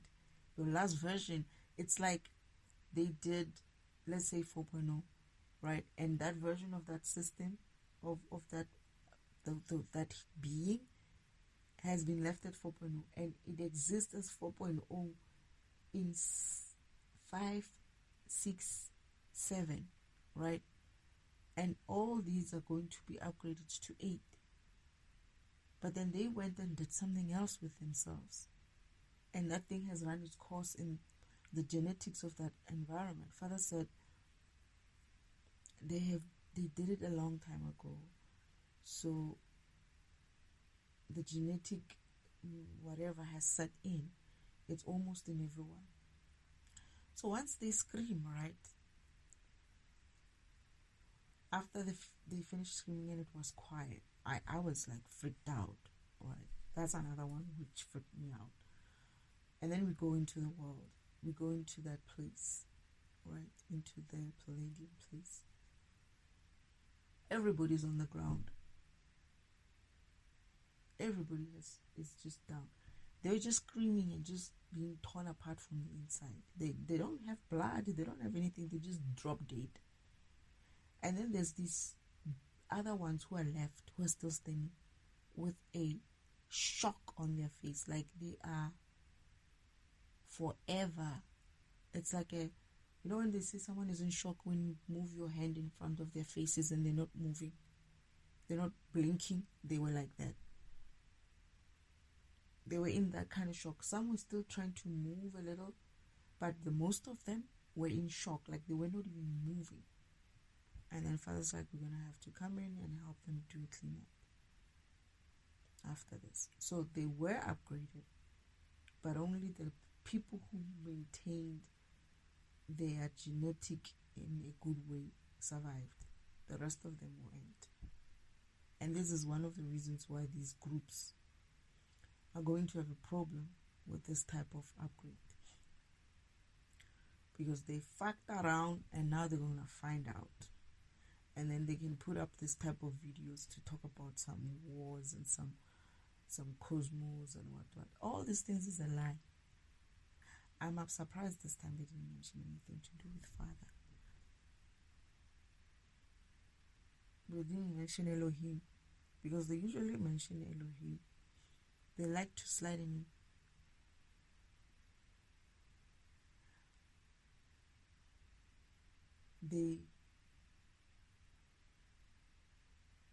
I'm hearing that some wanted to.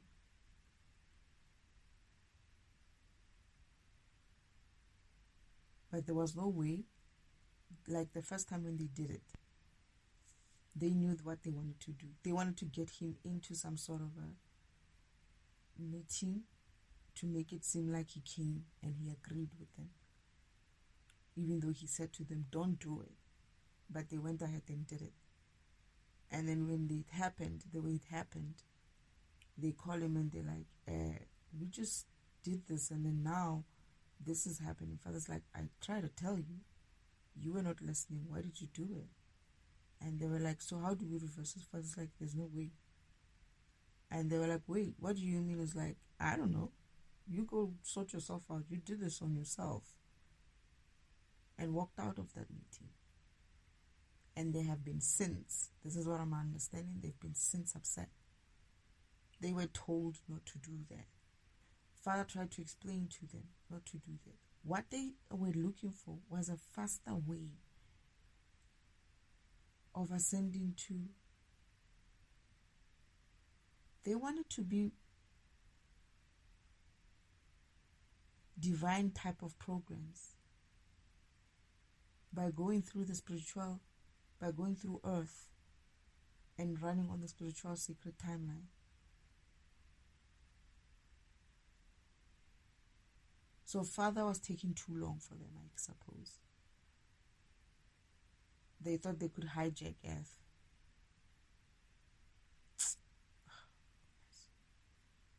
And do their own spiritual. So they don't even understand things, these people. They don't understand that they can only do that when they have a purpose and a mission. So how were they going to do this, Father? I mean, were they going to go to earth, walk on earth, and their avatar will show in the spirit world? And then how are they going to ascend if you didn't plan their lessons for them? I'm hearing that's exactly the problem.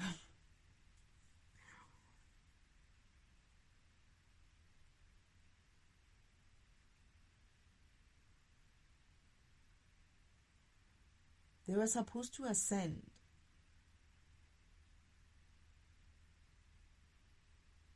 But I'm hearing also, they were supposed to ascend through their own planets. But I'm also hearing that they have displayed, they've shown that they cannot be trusted with divine power. Well, they shot themselves in the foot. And it's not just the Pleiadians only. I'm hearing some Pleiadians. There were like 3 groups in there. Maybe the Sirius guys, is it Syrians or Sirius or something? I never cared to follow this shit. I should. Okay, sorry. I should. To be honest, I don't have any respect for them. I don't want to lie. They just left a bad taste in my mouth. I saw the whole the way they were handling Father when they had this meeting of some kind, and I was like, who's that? Why is he standing up there and you're standing here? Who's that? You know, like, why is he talking down to us like that? I couldn't understand it.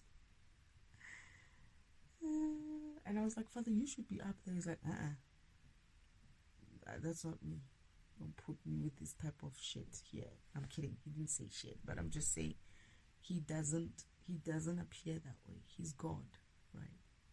He's God the creator. He's the energy. He's the Alpha and the Omega, the beginning and the end. He doesn't fit into some fucking position. That's what he meant. You can't put him in a position. You can't contain him. He's infinite. Like that. Right? So he cannot be put on some chair and be like, oh, you fit into this chair. No, he's far beyond that chair.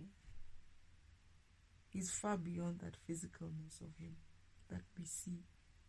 The not physicalness, the form of beingness.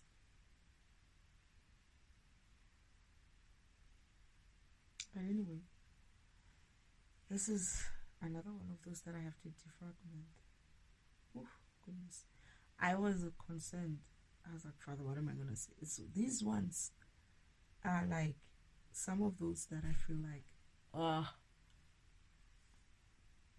I don't want to do this. Because I don't know if the people who are talking about these things know what they're talking about. I feel like they are taught to say such things. And then they come and you can't dispute it, right? How are you going to dispute it? Well, except me, I would. Because I would just say it's bullshit. But not many people can go in there and be like, I'm not saying that they can't. I'm just saying that, like me, when I felt intimidated by it, I was like, what am I going to say towards this thing? But I have to always remember that it's not me who's talking. It's Father, Spirit. And so how do you argue what he said if you don't know anything about the Sirius and Pleiadians and whatnot? you just look at him, listen to him, and be like, ah, whoever knows these people as well, they're gonna reach only, I don't know, I wonder how many views he has. Let's check how many views he has. They reach us 2,637 views. Probably gonna get a long many ones. We posted it on the 20th of April. That's a lot, hey? That's a lot. But it's like, no, it's not a lot. Out of how many, if you are really 8 billion, you only give, this is only with 2,637 views. I mean, we're talking language that we don't understand. People want to have a joel, man, on videos. We don't want to be thinking too much, scratching our head. What is he talking about? Hey, the serious and Lucifer. Hey, oh yeah, I wanted to talk about Lucifer. Sorry, brother. And sorry, Shiva. Oh, shoot. Now I remember. Because I said, you know his name. And I was like, I know his name. It's like, yeah, you know his name. I was like, that brother, my brother who looks Indian. They're like, you know his name. You're going to know his name. Sorry. But this is what I'm saying. Because I was saying to brother, who's Shiva? My father, I mean. Who's Shiva? And why are they praying to Shiva? You know, why aren't they praying to Brahma? Because I was trying to equate I have to remember what the other ones are, but they're also versions of my brother's program. Are they also defragmentation?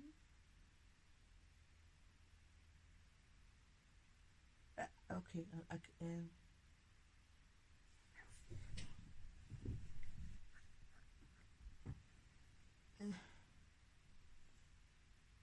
I'm getting that they're running a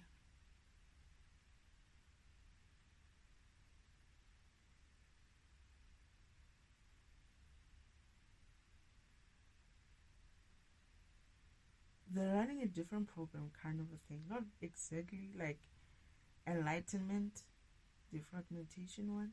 They're not necessarily doing that. It's their own version.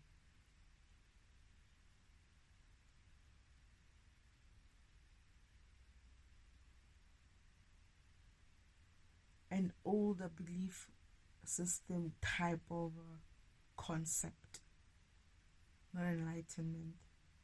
Because I don't think enlightenment is like an Indian kind of a belief system thing. The thing is, they will call it with this names, and then this. I was just saying, I don't understand the names. You know, it's unfortunate, but it is what it is.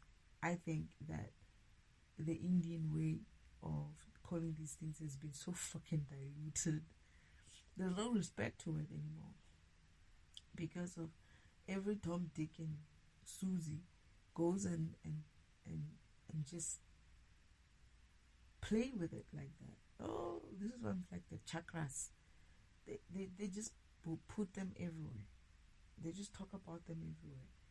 Just because of you can do yoga, right? You're spiritual, apparently. Because I asked Father one time, I was like, do I have to do that? These things, Father's like, no, you don't.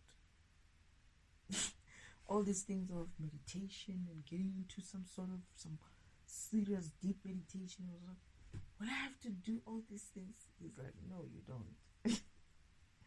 It's what they believe. It's like, okay, but why do you allow them to just go through this? Like, that's what they wanted to be. That's what they wanted to do. They're going to do what they want to do. They're going to have to awaken as well. I mean, some of the concepts of sorry, I'm here to tell the truth. Some of these concepts on the Indian belief system, right? India, Eastern, or whatever you want to call it, Eastern belief system. I question this one a lot. They have this thing of abstinence. Is it abstinence? Is that the word, abstinence? Abstinence, just like the Romans does. I mean, not the Romans, the Catholic does. And I'm like, what's the point of being in the physical world and abstaining from being physical? I mean, they don't want to have sex. They don't have to have food. They will say things. I'm looking at them and I'm like, why did you come here? What was the point? Why did you come here if you're not going to have a physical experience? What the heck is this? Because I go through this book. I went through this other yoga book. I'm using it, right? I love yoga. It's just, yeah. I like how it stretches. I like stretching.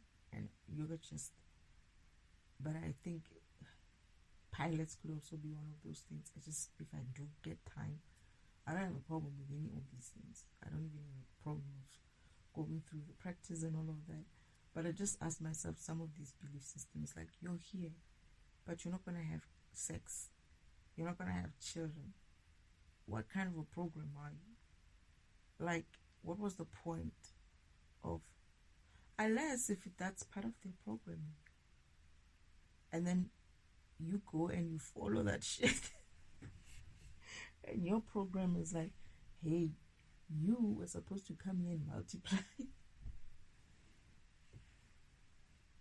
and multiply yourself. You're a file system, you're a file program. You're supposed to create many of these files, and you're busy following this guy who's saying don't have sex, don't eat this, don't eat that. I understand the food and stuff, right? But they have this thing of abstinence, and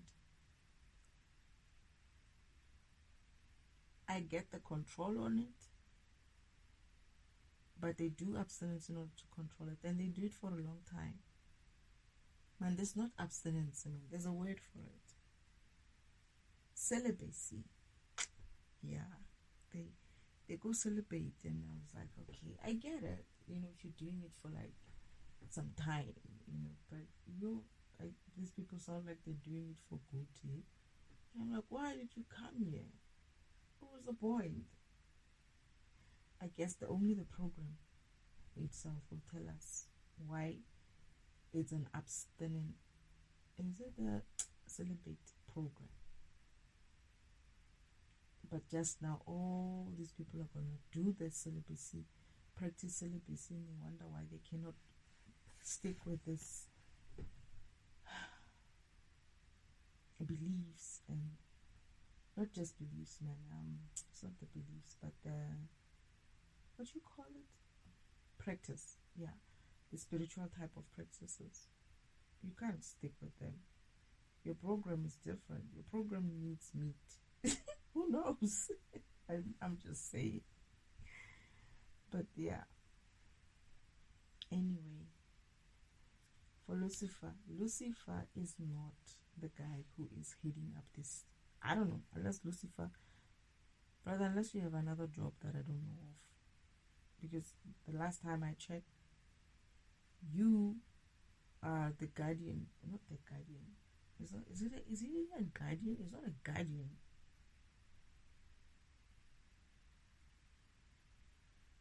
Is he a ruler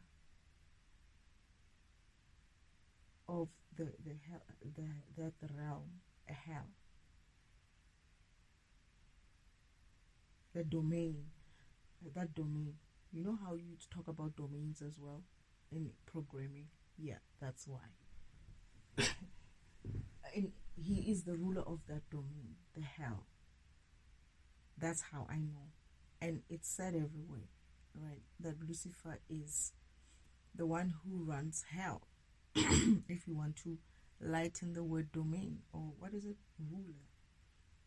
Runs, yeah, it's the same. How he gets this job of going out with this plague, the Syrians and whoever's, or Syrians. I'm just breaking all these names, name. They're probably gonna be upset with me. It's like, how can Elohim's daughter not even know us? Well, I can't know everything. I'm here to just do my job, right? Anyway, forgive me if I'm not trying to offend you. I'm just going with what I hear.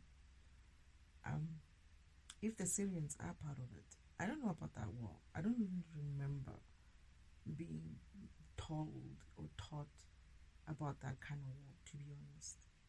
And I wouldn't know. All I know is that there were other beings. All I know that there were other planets, other universes. And all I know is that I also visited some of them, and I also know that I've worked in some of them. And there wasn't any war that I saw. I don't know what these people are talking about. But I'm the young one. I'm the youngest. So it could have happened before I was there. And maybe father didn't talk about it. But I'm understand. You know what they keep saying? It hasn't happened. I'm talking and I keep hearing, it's still yet to come. It's still yet to come. It hasn't happened. Right. I'm hearing they would like for it to happen. Yeah, I feel like that. I feel like they're always staging this type of war scenes, fake war scenes. These people can do anything. They have fake dreams. They make fake dreams. So plant them in your brain and you think that you're having a real thing, but it's fake. You know when Trump used to say, it's fake news. People used to be like, Trump this, Trump that, and I would be like, I didn't know then that there is also a fake dream. But here we are. And we proved it, that there's fake news. He proved it. There's so many things that people have been saying that were not real. They were just twisted somehow. It happens. It doesn't just happen with presidents. It happens with spirituality. It happens with your physical self as a program. You can have fake dreams. Anyway, all I know is that hell is a very busy place. It's not something that Lucifer can be running around and trying to take on all kinds of things. And if he wanted to, why would he go so far? I mean, he lives there. All he has to do is walk up to his father's house. Get out of hell. It's a T-junction on the Secret Timeline train. At the T-junction, you can turn left. There is highway there, far there. It's a warehouse. It's called hell. And then at on the other side of T-junction on the right, it's not so far. There is father's house,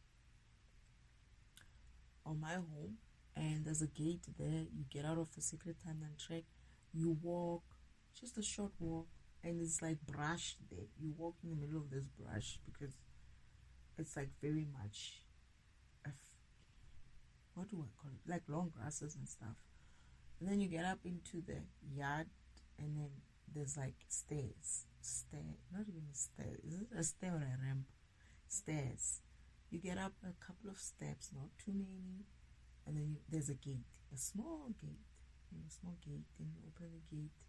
You go in at the back of the house, right? At the back of the house, that's where people who come from the Secret Timeline track, who end up on the heaven side of the Secret Timeline track, will end up and go to visit with mother and father at the back of the house, right? There, they stay there, they chat, they have all kinds of, they're just there for a job. And then mother comes out around the evening, she serves them drinks, and the party starts. They usually have, it's as if like they know when people are coming through for to go to heaven, and they prep the area. It's nice. It's like, well, I don't know, but it's like umbrellas, sitting, these tables that you have. It doesn't look like they're having too much food there. They're just having some drink. I don't know what drink is that, but it makes them like very, very happy people. And I was like, why am I not invited for these parties? My brother, my sister's like, Destiny wants to attend. Destiny's asking one of my sisters, I'm in the kitchen. We're in the kitchen. After I found out that there's a party that goes on every other night at the back of our yard, and I didn't know about it. Right? I only knew about it when Father's taking me through a walk around the grounds to show me that that's the side of hell, that's the side of heaven. And then we go up, and then I was like, oh, so you guys do this when? Every now and then? And people are partying, having drinks? And why is it that I'm not attending it? Right? I didn't ask mother and father. I asked my sisters, why aren't you invited to the party? My sister's like, you want to go there? Like with that look of, why would you want to go there? But I was like, but yeah, why would? So when my brother walks in, one of my brothers walks in, and she's like, Destiny says she wants to, why aren't we invited to the party, that mother father has at the back of the house? And he's like, you want to go there? You want to attend that party? I was like, yeah, why not? They laughed. They never said anything to me. They just looked at each other and like, no, Destiny, you don't want to go there. But anyway, yeah, that's how it looks there. So I don't remember any fights. I was probably, if it did happen, I was probably young, but I'm hearing that it hasn't happened. These guys are claiming they're trying to scare people to make it seem like there's going to be some sort of a war.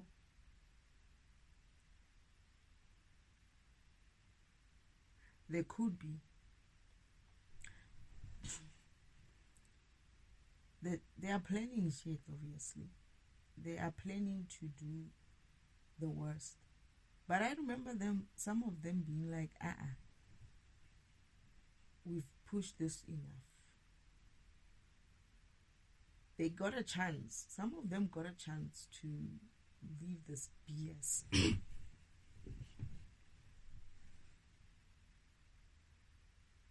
It's the ones who didn't do that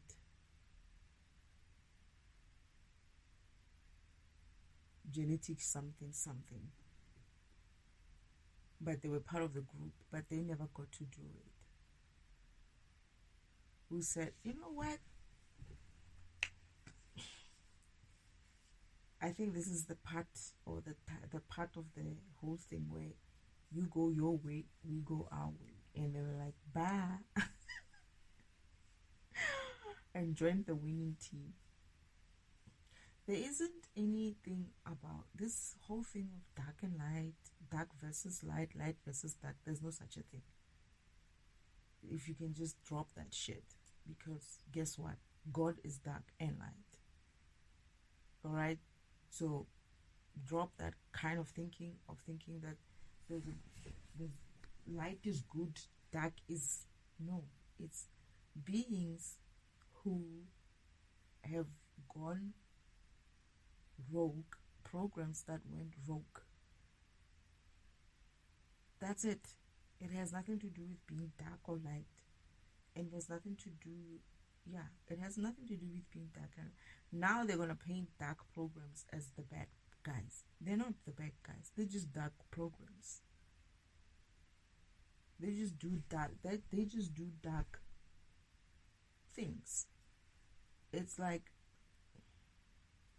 Father, can I call delete dark?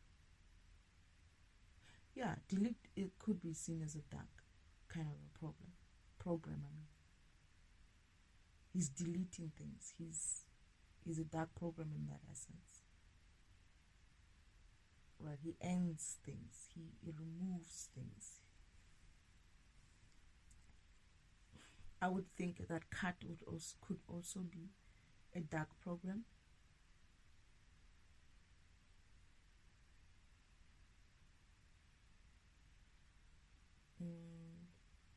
I'm just thinking about it now. But that doesn't mean darkness. That doesn't mean delete is not necessary. Imagine if you wanted to do some delete, then you press delete, and delete is like, I'm light today. I don't feel like deleting. You're going to be upset. If you wanted to cut something and cut is like, I think I'm going to be light person today. I'm gonna be a light program and not cut anything. You know, what would you feel like? You would be upset that this cut program, the one that's supposed to do its job and be a dark program and cut that shit out, is behaving like a light program now. It wants to paste. So you're not gonna like it. It's not gonna be efficient. The system is just going to feel like, okay. And that's what's happening today. People are not necessarily doing what they're supposed to be doing.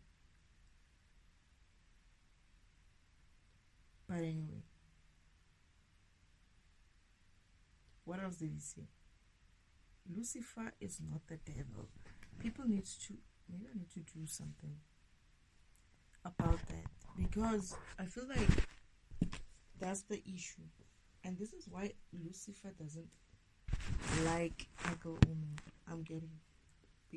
Oh yeah, when I was in heaven, I think what I got, the sense was Uncle Devil has made up lies, and I think it's one of my brothers or sisters who said it's because of Uncle Devil has told lies about him.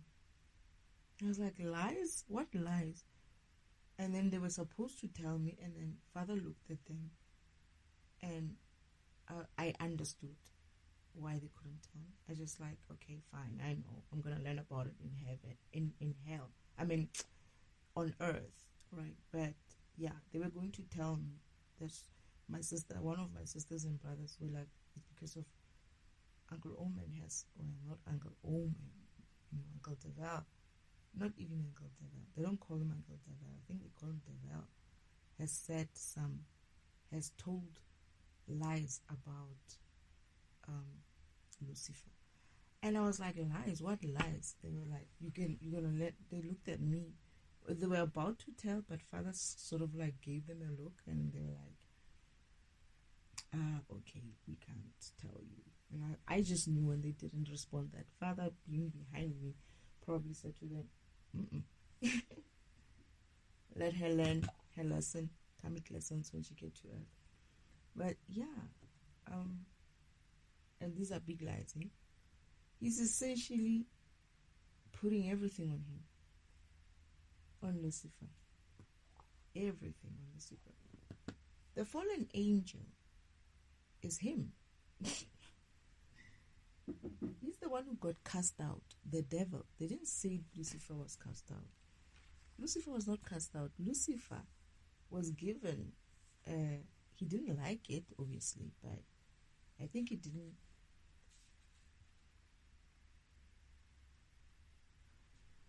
Okay, Father, let me remember. Lucifer didn't seem to have a big problem, such.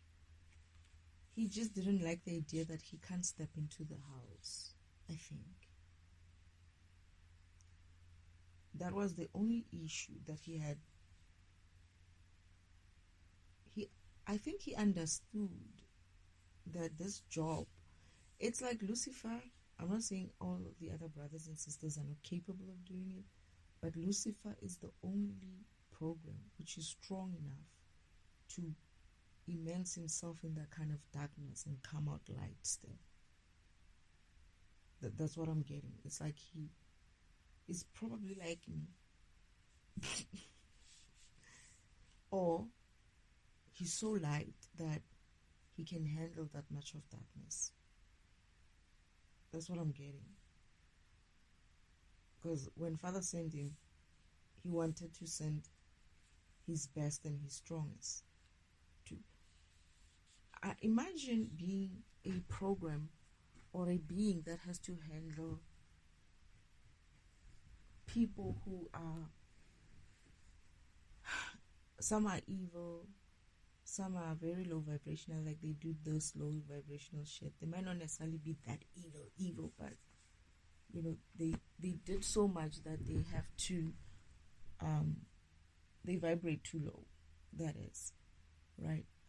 And you have to deal with these people every day. You have to see them, hear them, deal with their stuff, and I'm itching. I'm probably have been have been recording for too long. Lucifer is not the devil. That's what I'm going to call it. So we can explain this and explore this Lucifer, Uncle Devil stuff. Oh, and another thing, what they're saying is, I thought as much when I was there, and he does look younger. Uncle Devil is younger than most of my older brothers and sisters. And Lucifer and my other brothers and sisters are far much more powerful programs. They are much, like Uncle Devil is just not even an issue. This is why Lucifer's like, if he comes into my realm, I'm not going to waste time. And you can't stop him. I'm going to spank his ass. I'm kidding. Oh, Uncle Omen deserves that spanking. Seriously. Yo, he's such a troublemaker, that person. Oh, the things that he's doing. I mean, they're doing it to me as I speak right now. I'm itching again because of, most probably I've been recording for too long. Oh my goodness, I cannot believe this. How did this even get to this point? Sheesh. But yeah, there's no such a thing as Lucifer. Ooh, I'm hearing that the lies that are being told about Lucifer. Oh yeah, I remember this part. It's like stealing energy from him. Just like they're stealing energy from Yeshua. Damn, Lucifer must be strong there. To handle that environment and still have his energy being stolen like this.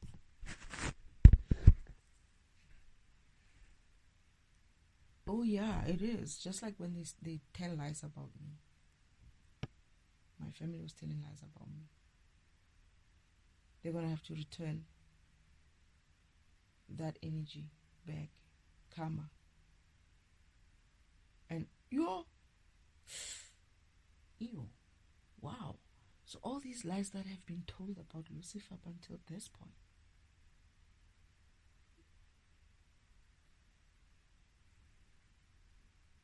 Are they older than Yeshua's? Yes, they are. They are older than Yeshua, because Yeshua is actually younger. When I'm in heaven, right? When we were in heaven, Yeshua is like the middle child. Is it number 6? Is it number 6 or number 7? He's like a middle child. There's a lot more brothers and sisters who are older than him.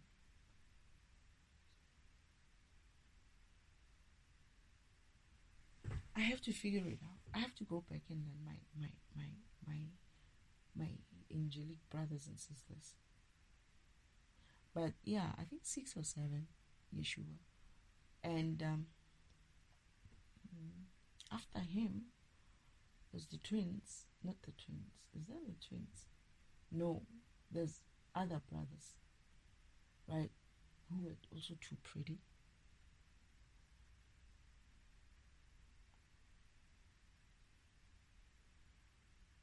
I think the twins were the last before me. Because I spend more time with these other twins. It was like we were like 5, if I remember. So if you take out from the 13, you take out 5. And there are others who are like always much around the age of Yeshua. So maybe 2 or 3, that will make us 8. And the rest of them are older. Like, you see them, there's one who looks so much, I'm not going to say this. Okay, they say I can't say. I felt like he was as old as father. Like, he was older. Like, much older. Like,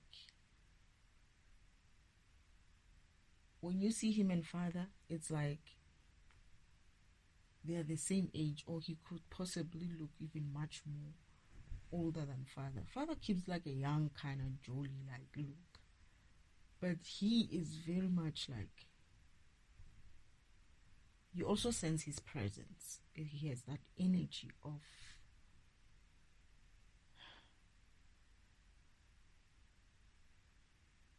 older, ancient being. He has that energy of, I have to be honest, I was a little bit scared of him. Is it scared? Yeah, kinda at first, because he's very also, he's also firm.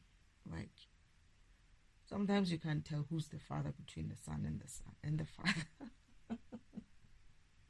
Most of his older children, most of father's older children are like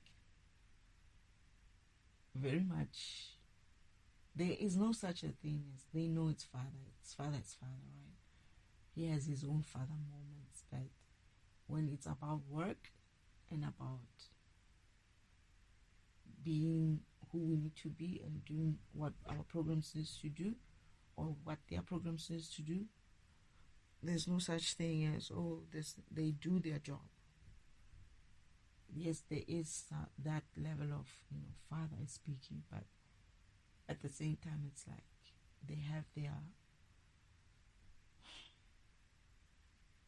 it's a shared respect amongst them, including with father. It's kind of nice, but father knows everything.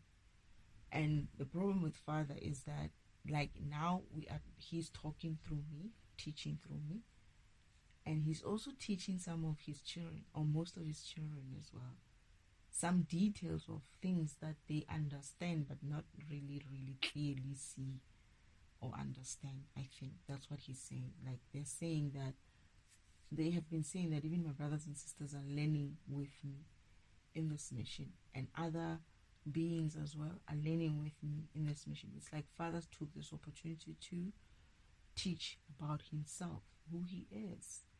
And this is one of the things that I always felt like my father's misunderstood. Like, he's really misunderstood. Not before even I understood where he comes from. I could sense that he has some understanding and some knowledge that we don't have, but to have us understand what he understands and what he sees, it's very, unless you've been there. Oh, is that why you took me into that experience of you? Okay, so what he did for me was he took me into an experience of him. It's like I was experiencing him. I was experiencing him, or I was experiencing myself as him. Feeling how I move, feeling how the environment, asking myself, who am I? Going, all that. I don't know if he's done that with his other children, but I was experiencing him in that way. And this is how I'm able to try to explain what he's like, or what he feels like, and what he thinks, or what he thought. So he's seeing some of the understanding and concepts about him weren't kind of like defined. This is why it's difficult when you talk to people to explain himself, who he is.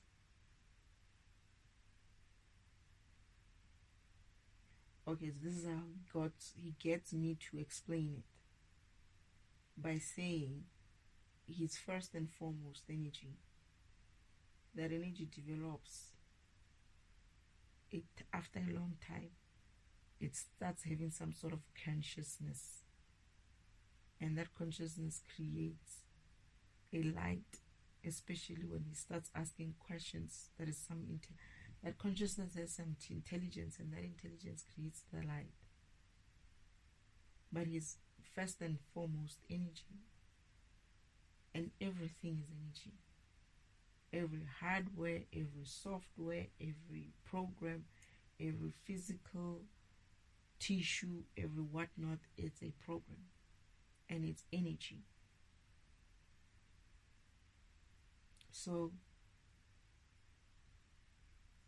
yeah.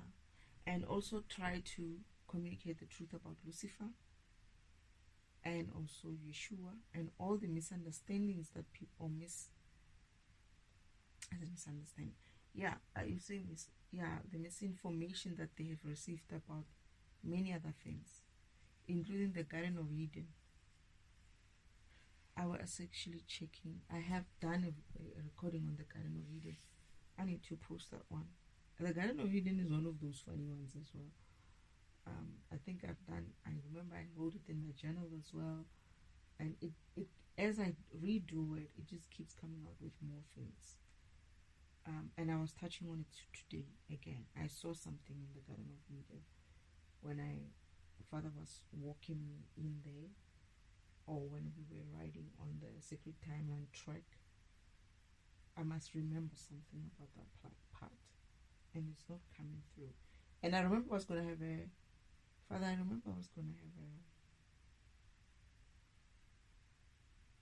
hard time remembering it, but I did remember it.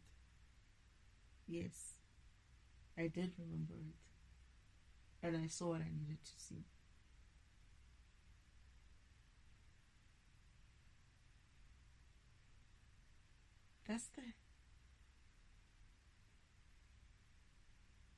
That's the area that Uncle Omen built his own secret timeline or something like that. Uncle Omen.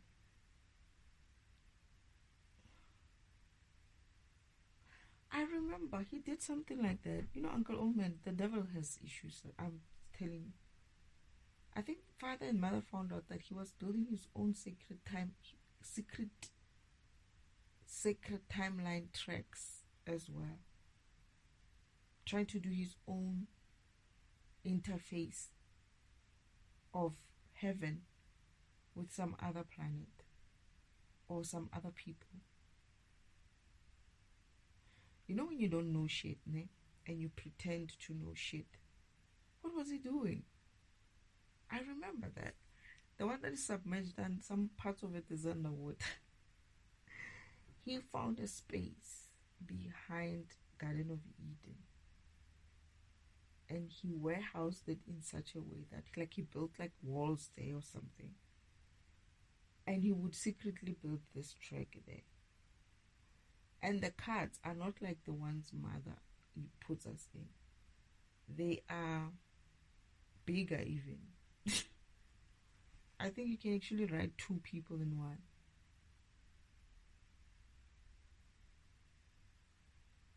There's part where we were driving 4 of us there. Hey, Uncle Omen. He built his own secret thing there. His own secret timeline track. And he was going to bring his own people up this. I'm hearing that he wanted to. He can't come in. Well, he can, but he can't stay there. So he wanted to do his own spirituality type of a program to get people to heaven.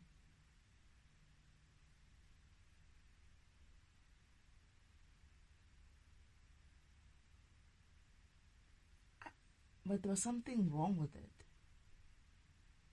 Because when I found it, I think I found it by mistake or something. And I was like, what is this?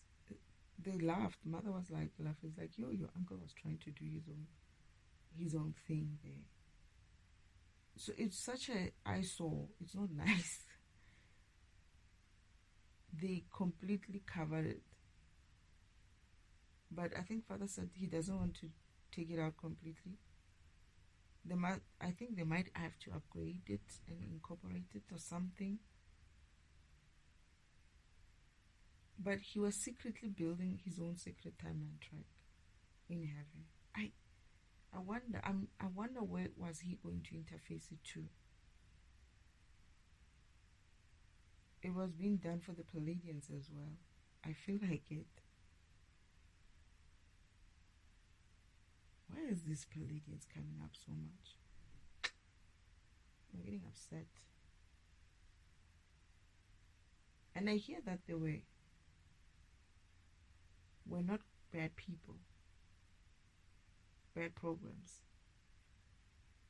It was when they decided to follow Uncle Oldman's way of thinking by choosing some sort of a rulership again. This rulership bullshit. This is where Uncle Oldman corrupts from the head. What is it? The fish rots from the head. So he would place his own people, or he would change societies to make them feel like you need to have a ruler.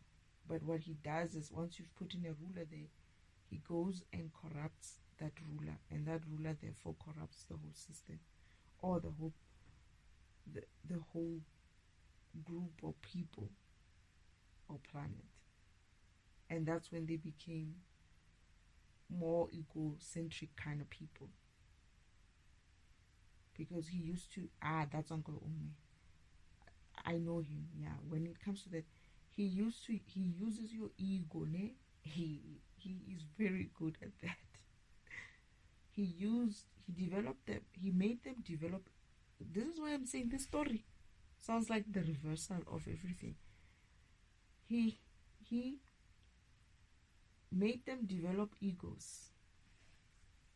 Most especially because, to be honest, I didn't like the guy who was sitting at that chair, high chair there.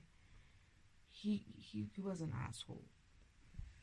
And he made them develop those type of egos in order for him to come back later and work on those egos. That's what he does. He will make you develop egos. Oh, I drive a nice car. You know, I'm educated and I have this and I have that and I look this and I look that. That's what they do. Like even my sister, right? She would try to make me low vibrational by talking about people, or I don't know if the ego. She probably did the ego thing as well. But they do that. They instill and practice this. And guess what they do? They do it for you. You don't see them do it themselves. They don't have those type of. They don't keep. The one ego they keep, the biggest ego. Oh, Father, am I discovering something here? The biggest ego they keep, the devil and my sister, is that they're smarter than God himself. That's their biggest ego. The rest of the egos, they don't play with them. Those are just child's play. They make you guys play with them so that they can come back and use them against you. But their biggest ego is that they're smarter than God himself. Smarter. They might not have power, energy that is, but they believe they are smarter than God. Imagine someone who created you, designed you, knows your parameters, knows your beginning and your end, and then you'll be like, yeah, I bet I can be smarter than you. I bet I can do all. And I'm like, okay. Continue. But anyway, I think this is too long. I have to discuss the other one. Oh goodness, these topics are just growing. But they're nice topics. I'm learning a lot. I'm not wasting my time at least sitting here this time. Anyway, I don't think I want to listen to the rest of this recording. It's about 2 minutes or so. It's boring. He's selling something. But let's maybe hear a little bit of it.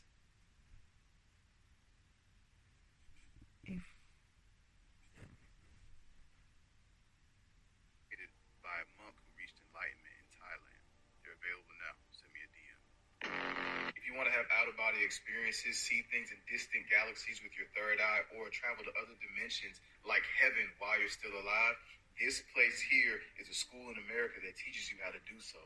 And it's called the Monroe Institute. As you see here, the CIA actually studied at this place, went and investigated what's known as the gateway process. By using hemisync technology, they were able to put the right brain and the left brain in coherence, which then allowed for the subject to access altered states of consciousness in different dimensions. Some places like the Christian heaven, or the void where time doesn't exist, or the place we go to between incarnations of our lives. But here, instead of it having these dogmatic names, they call them focus levels. And if you want to do this, you can. Now they have an online course for the gateway process that I'm offering to you here. Comment below gateway and I'll send you a link. If you use my code, which I'll also send you in a link, you'll be able to get 20% off if you schedule today, March 10th till March 24th. I too have utilized the gateway process. And if you're familiar with me, you already know that I've had out-of-body experiences in general, but by using the gateway process, my first time trying Focus 10, I was able to access that same plane much quicker than I normally was. If you want to learn how to get your aura charged up like this, follow me for a second. My name is Tigo and I'm a mystic, and I've been training spirituality and meditation since 2010. I learned to access the healing energy field of Qi through long-sitting meditation. I traveled to China to further those practices, and was truly blessed to be able to practice and study with Zhang Feng and a group of lay Buddhist monks. In my course, The Way of the Mystic, I teach how to open the heart, access your own healing potential, and align with the purpose that you set out for in this life and your soul. So if you want to access that, go to www.themindofbazel.com and book a consultation today, or book the course. Much love to y'all. Peace. Okay, this is funny. You should see the video. Have you ever seen an... Sorry. You should see the video. I mean, those things that he puts there can be... Come on. Do people really believe this shit? Just because if you see it on a video and you don't think that there's something happening behind it. If you want to have this out-of-body experiences and whatnot, how do you prove that this person had an out-of-body experience? How does he prove that shit? By telling you, if you have been with me for a long, you will know that I've had out-of-body. He will tell you, but did you see him having an out-of-body experience? That's not something that you can see. How would you know? If somebody else is having an what does that look like even? Wow, interesting. And he's something to do with monks. He's taking a photo with a monk there. I mean, people go and visit those cities, eh? Obviously, they can be nice to the monks, and the monks be like, okay, let me get into your photo. Come on. Well, I don't know. Maybe he was so nice that they allowed him some of these things. Oh, goodness.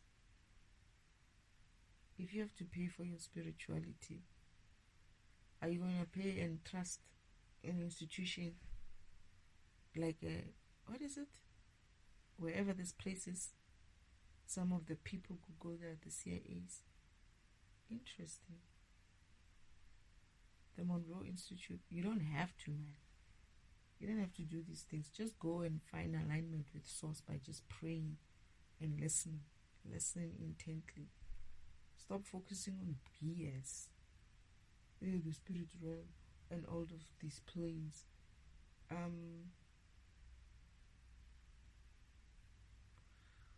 Do I remember any planes? I remember environments. I don't know if they call them planes. Like when I say the spiritual world has different places, I don't know if that's what they call planes. Is it where we go when we reincarnate? Well, I call it heaven because I went there. I was there. This is why I say when you're going there, when you're coming back here, where mother uses a bucket to pour their energy into, and I was like, Father, seriously, You have to. This is where my father started and my mother started to tell me more stories about why I need to come here.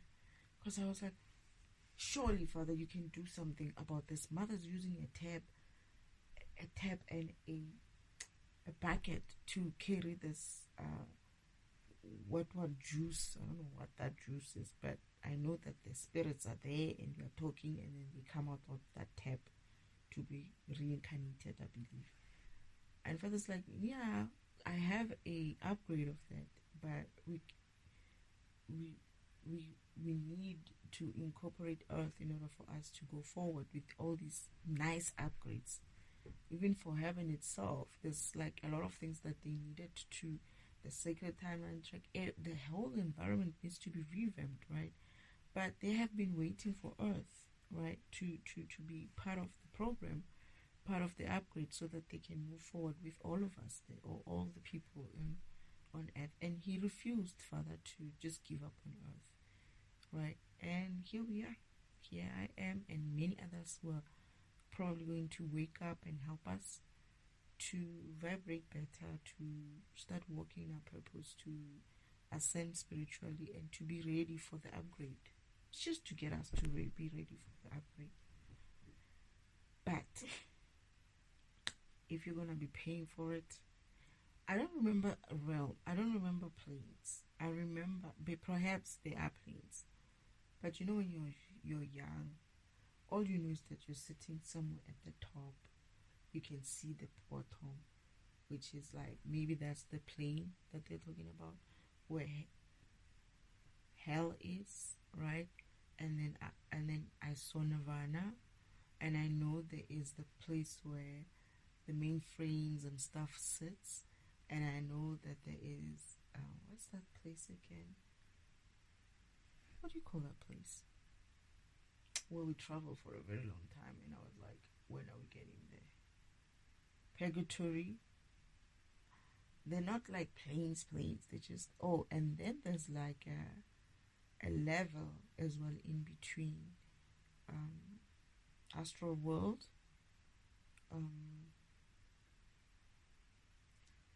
and then what else did I see?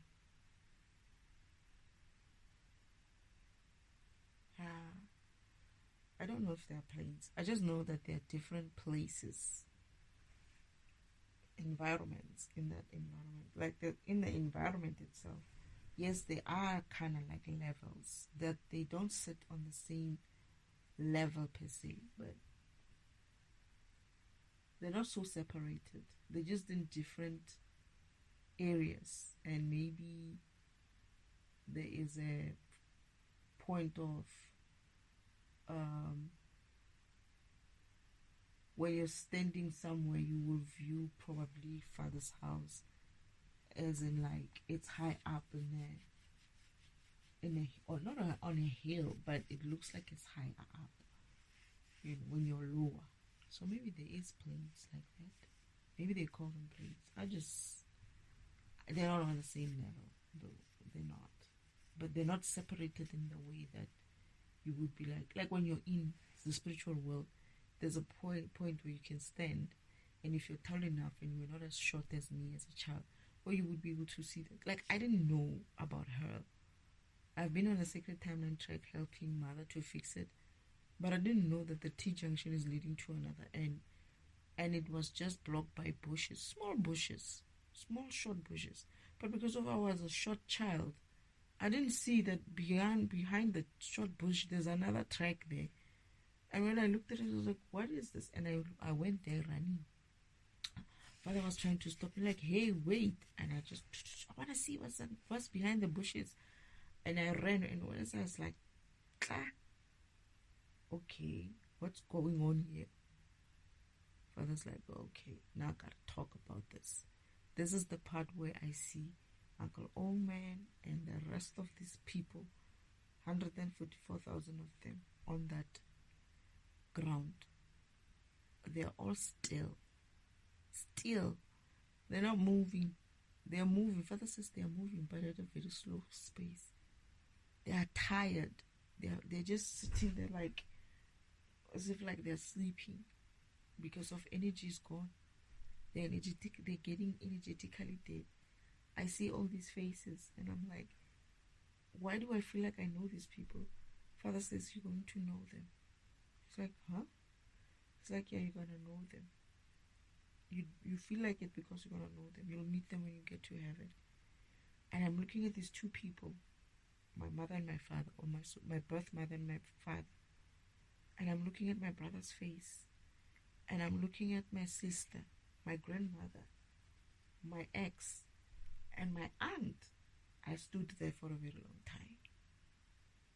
I was like, why do I feel that, like this one is like, yeah, you're going to deal with her when you get to earth. Like I had that kind of feeling towards her. Not a hateful feeling, but I sensed like there was something strong with her. But everybody else that I knew was on that track. Everyone, my uncles, my aunts, they were on that track. This is the hell track, by the way. And Uncle Oldman's track had turned to face hell. Behind him, it was my grandmother. Then it was my sister, my grandmother, and number 4 was my ex. And then number 5 was that same aunt that I'm talking about. Or was he? Yeah, she was number 4. Her and who? Like I was looking at these people.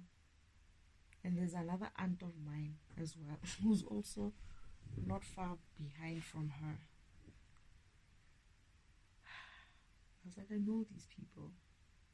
Why do I feel like I know these people? First, it's like you don't know them yet, but you're going to know them in future. And then I was like, all these people? She was like, no, some of them you don't know. But these ones in the front of the line, most of them you know. You're going to know. And I was like, how many are they? And he's like, 154,000. I was like, 154? I know 154,000 people. It's like, no. Not all of them. But then he couldn't share more, obviously. I don't remember, he stopped. And I was like, let me go see how far they end. Father's like, no, not today. We have more work to go and I have more places to show you. We'll go some other time. Because it was far. Like that trek, they were filling up like far. Because I couldn't even see where they ended. I was like, I can't see it. That's how bright it is on the side of hell. It's so bright that you can't see further than that. It's like you can see here, but if you try to look far, far, far, you can't see. That's how bright it is. You can't see what's there. It's so bright. And it's still in heaven. It's still in the spiritual world. The what do you call it? The warehouse, the hell warehouse. I could only make out properly when we went back and we were walking, and I was like, there's a building there, and he's like, yeah, that's hell. It's huge as well. It's a huge place. And I was like, how far does it go? Like, it goes right at the back. And I was like, I want to see it. It's like, no.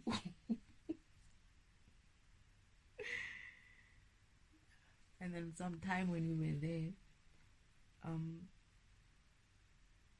Lucifer's guys come out. Lucifer himself as well. But they don't interact with us.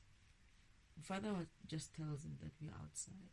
And he's like, I need to send my guys there to come and pick up some people there. So Father said, let's wait here. We were right towards the end of that trek.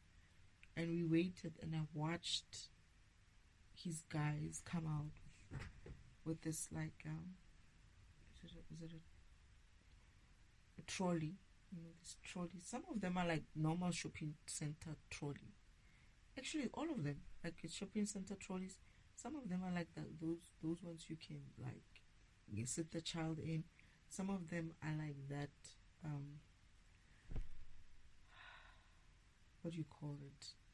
The bulk ones, where they would put more than one person on it and push it. And there were many these guys, and I'm like, so they can come out. It's like, yeah, they some people choose to stay in hell.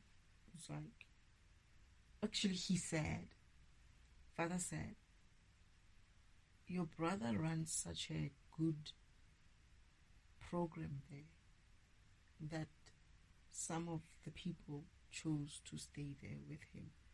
They can leave, but they choose to stay and work with him.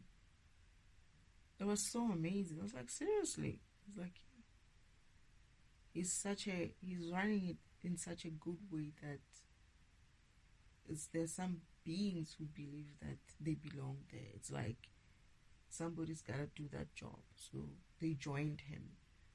As much as it's not I wouldn't call it a dirty job, but I mean, he's bound to this environment because of the amount of people that are going in there instead of going to heaven. So he has a job because Uncle Oman is creating that job for him. And on top of that, telling lies about him. He's telling lies. And they say the devil is a liar. They never say this Lucifer is a liar. They say the devil is a liar. The devil is a person. Well, it's a being. It's a separate being from Lucifer. Lucifer is another being. And people, the devil, Uncle, I don't know why he did that. I don't know why he would paint. I'm getting that they had some sort of an argument before. Wait. Do I know anything about it? I'm getting...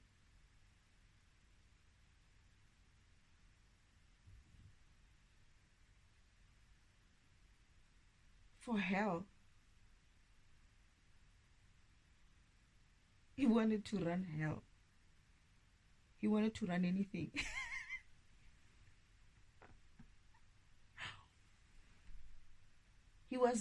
He was jealous. Oh, come on. Seriously. He was jealous of Lucifer having his own realm. Okay. So he interchanges the names. In one way, when you look at it, you think he's running hell. And in another way, he's making Lucifer sound like a... This is why I don't understand. He's misrepresenting Lucifer with himself. He's the fallen nature, not Lucifer. I remember something like this. He's the fallen nature. They also had a tiff about it. They had a...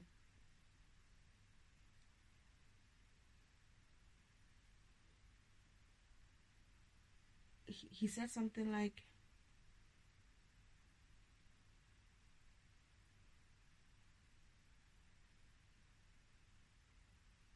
Uncle Devil had issues, man.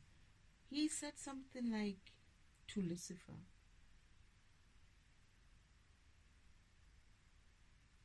something about him being closer to Father. So he should be running, because he always wanted to run something, right? He wanted to run Earth. He thought Earth people could be ruled and stuff like that. Now he wants to run heaven through Earth.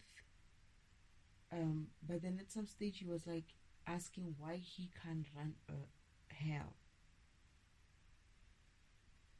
Oh, I think it's because of Lucifer kind of like went and looked at him and was like, you can't run hell. Like, that's not like, you just not even going to sustain yourself in there like that.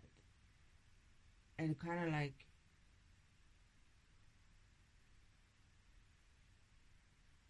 he didn't know, he doesn't know who he is, his purpose, his position. He thought Lucifer is older than him, by the way. Many, like I'm saying, some of my brothers and sisters are older than him.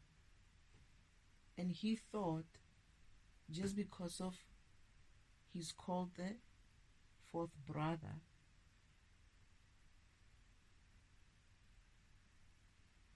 after mother, it's like father didn't create another child, right? Didn't give birth to another child like me. Otherwise, Devel would have been birthed by mother.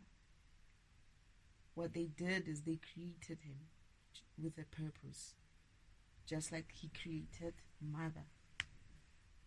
But father already had children, much stronger, gods. In their own right, they are gods, right?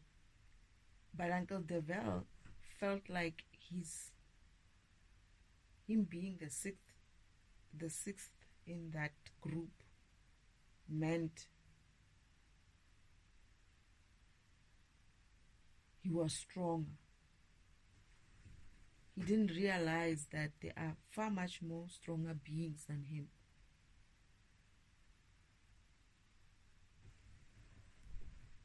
Far much more beings who are stronger and older than him.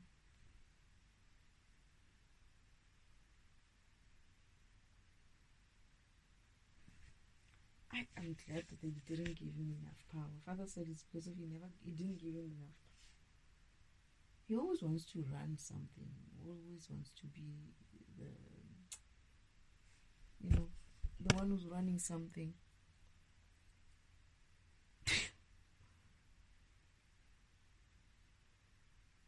I feel like, so what I'm getting is that Lucifer dismissed him.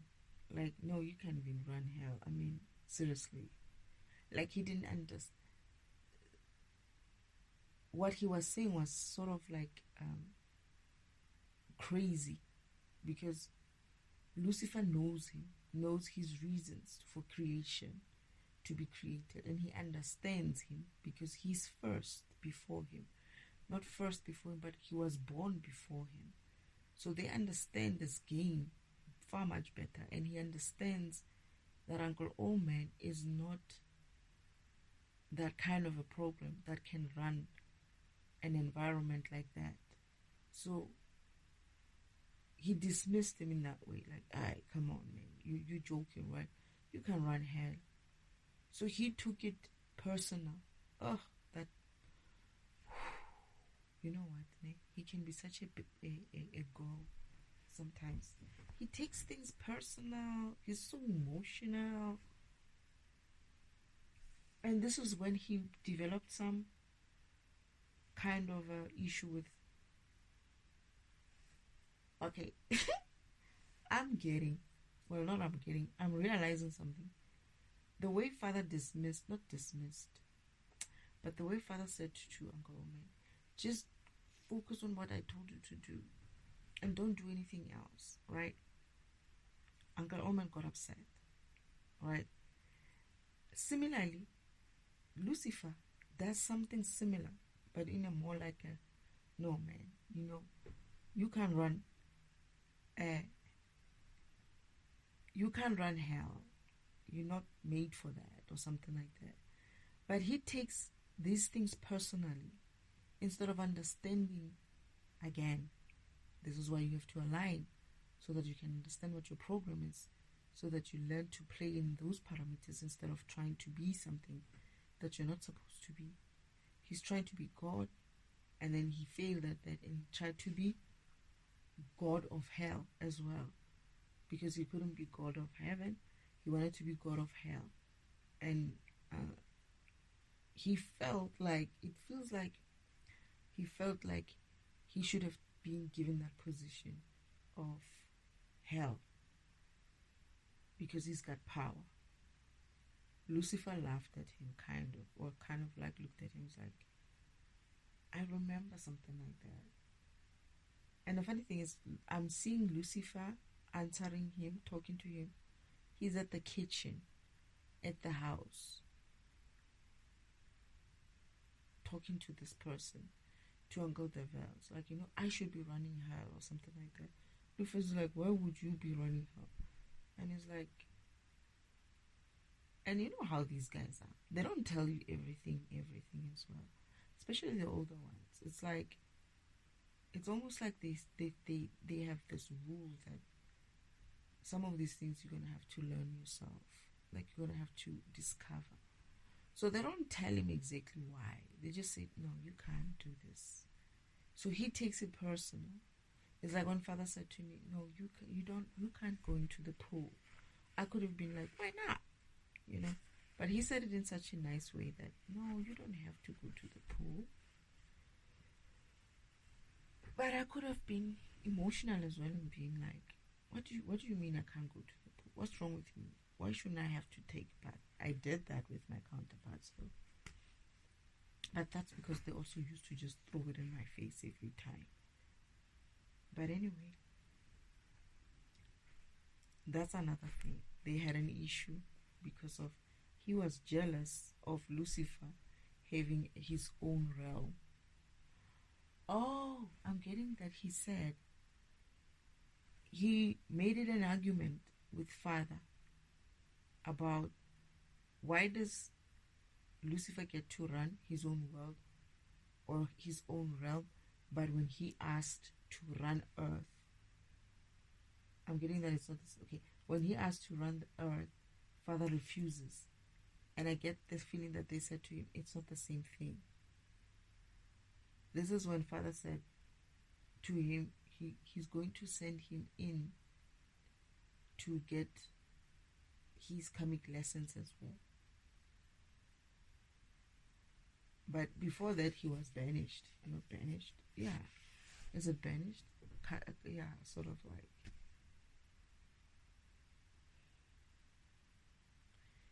Oh my goodness.